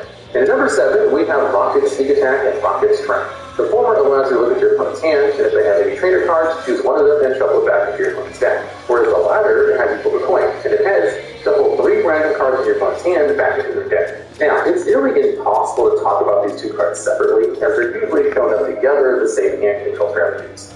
While Rocket Sneak Attack was introduced in the Team Rocket expansion, it was played individually as a way to gain hand knowledge of your opponent's hand in order to make the most optimal bench plays, while also letting you know where to expend resources such as energy removal with plus power. Once the Rocket Strap was introduced in the next set, Gym Heroes, it facilitated full hand loop, or reducing your opponent's hand down to 0 cards, with the help of a card called Imposter Stone's Revenge, which has the effect to discard a card, then shuffle your opponent's hand into the deck and have them draw 4 cards. The combo starts by exhausting your copies of Erica, a card that will let you draw up to 3 cards, then allow your opponent to draw up to 3 cards as well. Then use Imposter Stone's Revenge to shuffle all your opponent's now large hands back into the deck. From there, Rocket Sneak Attack will bring them down to 3, assuming they have a trainer card. Then, resolving a single Rocket Trap will put them down to 0. Computer Search and Item Finder also help to ensure that if you hit tails on a few Rocket Traps, you'd be able to get those last 3 cards out of your opponent's hand in due time. While most players would just use Wigglytuff to do the wave attack to end the game early, some players use Jungle Monkey and Peek Ability within the top part of the deck to ensure they wouldn't draw a card like Bill or Professor Oak to recover the resources. And at number 6, we have Jungle Lickitung. This basic colorless type Pokemon has 2 attacks. The first, Tongue Whip, for 1 colorless energy, does 10 damage and flips a coin. It heads your opponent's Pokemon is not paralyzed. While the second, Supersonic, heads flip a coin, and it heads your opponent's Pokemon is confused. Confusion nowadays isn't super special, as it only makes the Pokemon hit itself for 30 damage if, on attack conversion, you flip tails. But during the time Lickitung was standard format legal, Confusion had a slightly different effect. Instead of doing 30 damage, it only did 20, but it also affected retreat. The Pokemon that was attempting to retreat would first have a discard that required energy, then flip a coin to see if the retreat was successful. It heads the retreat as normal, and if tails the retreat fails, you energy to discard. This made Lickitung a very strong option for stall players looking to deck up their opponents, as paralysis could stop attacks and confusion could stop retreating attacks, as many players weren't playing Switch during the time to evade Lickitung's deadly wall. The only downside of Lickitung during this time was a fighting weakness, as Besa in Left-Hand was seen a lot in the Haymaker strategy, doing 20 damage for 1 fighting energy, double to 40 thanks to weakness. However, during the same set Lickitung was introduced, Scyther was also added to the card pool, giving Lickitung the perfect partner to counter Fight-type Pokemon thanks to a Fight-Strength resistance. Matched with cards like Pokemon Center, which heals all Pokemon on your side of the field completely, but you discard all energy, and Scuba allow you to choose one of your Pokemon in play and return the basic Pokemon to hand, discard the rest. They made Lickitung a powerful choice to build protection room. And at number 5, we have a 3-way tie between base set Hitmonchan, Electabuzz, and Jungle Siphon. This trio of Pokemon make up the center of the Haymaker strategy, and are rather difficult to separate as they all serve the same purpose for different typings. Hitmonchan is a basic fighting type Pokemon with 2 simple attacks. Jab requires 1 fighting energy for 20 damage, and Special Punch does 40 damage for 2 fighting energy and 1 colorless. Electabuzz is a basic lightning type Pokemon also with 2 attacks. Thundershock requires 1 lightning energy for 10 damage, then flip the coin to heads, paralyze your opponent's active Pokemon. Then for 1 lightning and 1 colorless, Thunder Punch does 30, then flips a coin. If heads, does 10 more damage to your opponent's active Pokemon. If tails, do 10 damage to Electabuzz. Then finally, Scyther is a basic grass type Pokemon, once again with 2 attacks. The first, Swords Dance, takes 1 grass energy and doubles Scyther's slash attacks base damage to 60 rather than 30. Then for 3 helpless energy, slash normally does 30 damage. All of these Pokemon have some really similar features, but they all have 70 HP and are basic, making them rather easy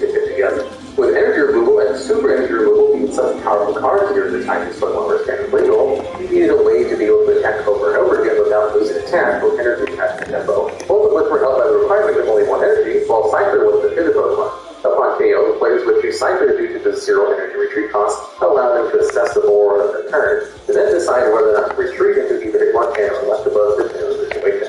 Hitmonchan gave Pokemon like Wigglytuff and Wigglytuff for weakness, while Electabuzz had one of the other popular decks of the time for weakness, Rain Dance Blastoise. Blastoise was the only Stage 2 Pokemon at the time that was sort of protected from energy removal, and the namesake Pokemon Tower allowed for the player to attach a water energy to any water-type Pokemon as many times as you like per turn. This trio countered just about everything in the big set, jungle, and fossil meta games, though one card that came out of the promo went above and beyond as a haymaker. And at number 4, we have the Wizards of the Coast promo, Mewtwo. This promo, handed out to attendees of Pokemon the first movie in late 1999, is a basic Psychic-type Pokemon with 2 attacks. The first energy absorption for 1 psychic energy allows you to attach 2 energy cards to a discard pile to Mewtwo, and for 2 psychic 1 colorless, you can use Cyber for 40 damage. While very similar to Electabuzz Hitmonchan, Mewtwo was a very strong Pokemon that could also somewhat counteract energy removal by simply attaching more to the discard pile. Getting back those that would be the discard on cards like Professor Oak, Computer Search, or Item Finder, or the first turn to be much more aggressive with your resources, or from your opponent's energy removal or super energy removal to bring from the losses. It also entered weakness on both itself and Hitmonchan, while also being able to 2-hit KO both Psychic and Electabuzz, something most decks outside of Wigglytuff didn't do before the release of this movie promo. Speaking of which, Mewtwo also paired nice with Wigglytuff in terms of fighting lead in the deck end, helping to force haymakers out of the big set through fossil metagame before the massive power that Team Rocket, Gym Heroes, and Gym Challenge provided. And at number 3, we have Bill. This is a trainer card that allows you to draw 2 cards. Bill is simply a consistency piece that helps any deck reach their win condition. All decks in Pokemon TCG must be 60 cards, and digging for resources like energy, basic Pokemon, evolved Pokemon, and utility cards is just key to winning the game. Playing Bill at 4 copies essentially makes any Pokemon TCG deck a 56 card deck. Increasing consistency, as Bill can usually always be activated except while under a trader card block. In other card games, getting what's known as a +1 hand advantage, as you replace Bill with 1 card, then add another card back on it, usually gives you more resources to outmaneuver your opponent. Usually in Magic the Gathering, this is known as an instant, being able to counter an opponent's card during their turn with your own. And in Yu-Gi-Oh!, there are quick effects that may activate on monsters, spells, and traps, and they get effects or activations of cards. But with Pokemon, there isn't much utility outside of deck building. But that's good enough to make Bill a staple in just about every deck at the time when it was standard legal. And at number 2, we have Professor Oak. This is a trainer card that allows you to discard your hand, then draw 7 cards. A very simple card with a powerful effect. Professor Oak was one of the 3 cards you'd see in every single deck, as it made any deck more consistent by just giving them access to more resources. While early in the game's history, during base set, jungle, and fossil, discard resources to occur new one tended to be hyper-aggressive and too risky, as deck out was a common occurrence. Once the movie promo Mewtwo came out and synergies of the discard pile emerged, Professor Oak became even heavier than included, getting close to being at 3 copies in every deck. At the end of Generation 1, Professor Oak saw play in the previously mentioned Trapper deck, helping to turtle through your deck and find exactly Imposter's Folks Revenge, Rocket's Sneak Attack, and the Rocket's Trap. And the basic Pokemon energy needs to fill your attacks to end the game once your hand was ended cheap. Despite discarding your whole hand sounding costly, 3 other cards help to recycle discard resources if needed. In base set, Item Finder allows you to discard 2 cards and add a trainer card when you discard pile to your hand, but you can potentially reuse powerful staples like Professor Oak with a dead hand. Bill to draw extra cards, or energy removal to put your opponent back on attachment tempo. Also in this same set, energy retrieval allows a player to discard 1 card, then add 2 missing energy cards in the discard pile to the hand. While this prevents recycling of double colorless energy, it does give access to any type you want, whether it be water, like Blastoise, Psychic with Mewtwo-centric decks, or fighting and lightning from haymaker strategies. Lastly, introduced to Rocket was Nightly Garbage Run, a card that will let you choose 3 basic Pokemon, evolved Pokemon, or basic energy cards, and shuffle them back into your deck for later use. While the resources would end up in your deck, there were always copies of Computer Search or Item Finder for cards that would dig deeper into the deck to find them. This card was so powerful that nowadays it's found as a supporter card for Professor's research with the same text, but supporter cards can only be used once per turn, nor can you normally use any other supporter to reactivate one. But this card's Stroke's successor still lives on in the modern game, one of the main reasons only number 2 on this list, as number 1 was so strong that it has never been printed again. And at number 1, we have both energy removal and super energy removal. Both are trainer cards, with the first allowing you to choose 1 energy card attached to one of your opponent's Pokemon and discard with no cost to you, while super energy removal allows you to discard 2 energy cards, but the cost of discarding 1 energy card attached to one of your Pokemon. These 2 cards work in tandem to ensure all Pokemon using energy cards to attack would never have the chance to do so. Outside of Wigglytuff being able to use double colorless to pay for 2 of the 3 energy costs, and you 2 can recoup the costs by attaching to the discard pile. Ever since these cards rotated out of standard format in 2001, they've never been considered to be printed again in their original forms. Many retrades have included needed variances of nerfs, such as Energy Removal 2 and Crushing Hammer. Both of these cards require a coin flip to perform energy removal, while this situationally useful Monster Mover and Enhanced Hammer remove one special energy from their opponent's Pokemon and puts it in either lost zone or discard pile respectively. Guaranteed removal of energy from your opponent's Pokemon tends to be a no-no in Pokemon TCG card design nowadays, though, as the only one currently standard format legal as of October 2022 is Crushing Hammer, and the card rotated at the beginning of 2023. While very irritating to play against, both energy removal cards warp the Generation 1 format to be very skill-based, as these cards ensure that players needed to preserve their energy, considering cards like Energy Retrieval in the back, or to not discard them with computer server item finder. But the key word is warp, as these format warping cards did more to the game than anything else in this list, allowed to take the #1 spot. Alright, and that's the list. If you know of any other good cards that may have missed, or have ideas for future videos like this one, I'd love to hear about this down in the comments below.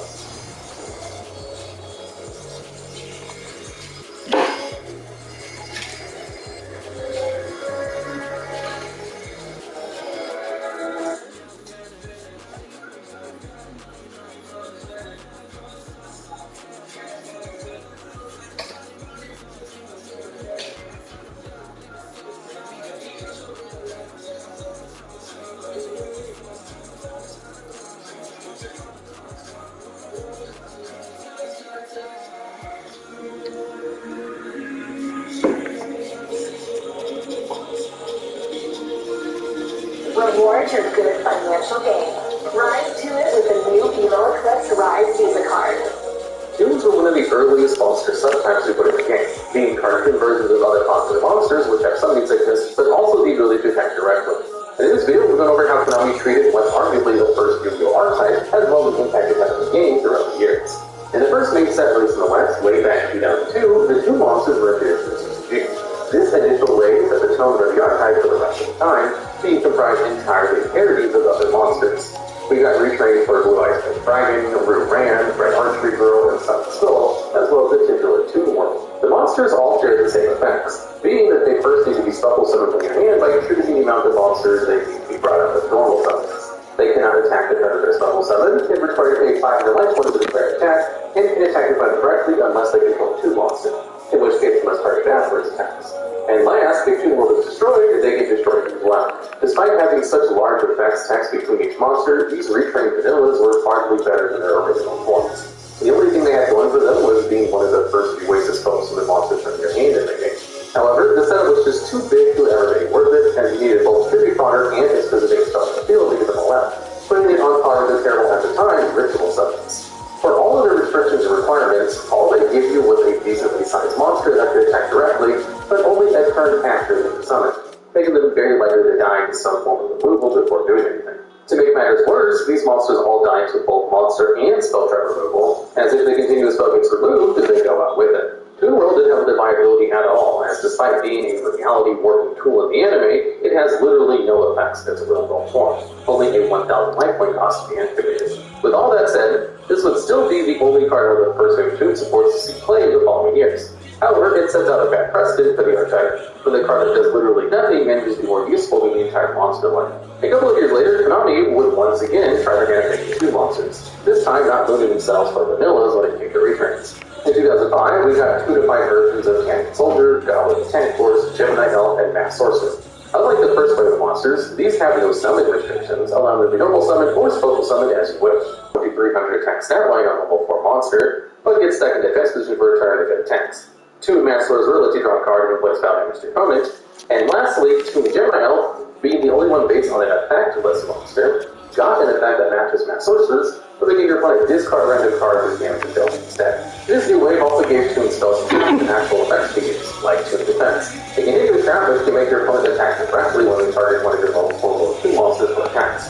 Despite this being such a mediocre inclusion of the archetype, it came alongside the main reason Toon cards saw play at all, Toon Table of Contents, which is a normal spell which reads, add 1 Toon card from your deck to your hand. The fact that this card doesn't exclude itself as a surge, letting you add another table of contents off of it, gave this card a niche in multiple decks throughout the years.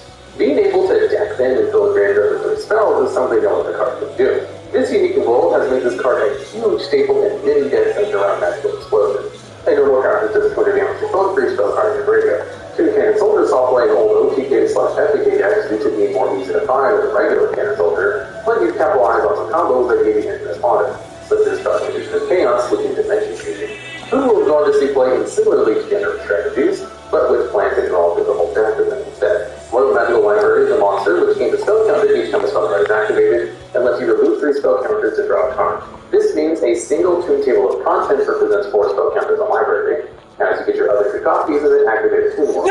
Since it's a continuous spell, it'll also combo well with other inventories for libraries. Shit, I didn't mean that. And use them to get even more counters. The life point cost is actually a bit of an upside, since it helps you increase the life point threshold needed to activate some other conditions, such as Life Equalizer, Magical Explosion, or Reversal Boots.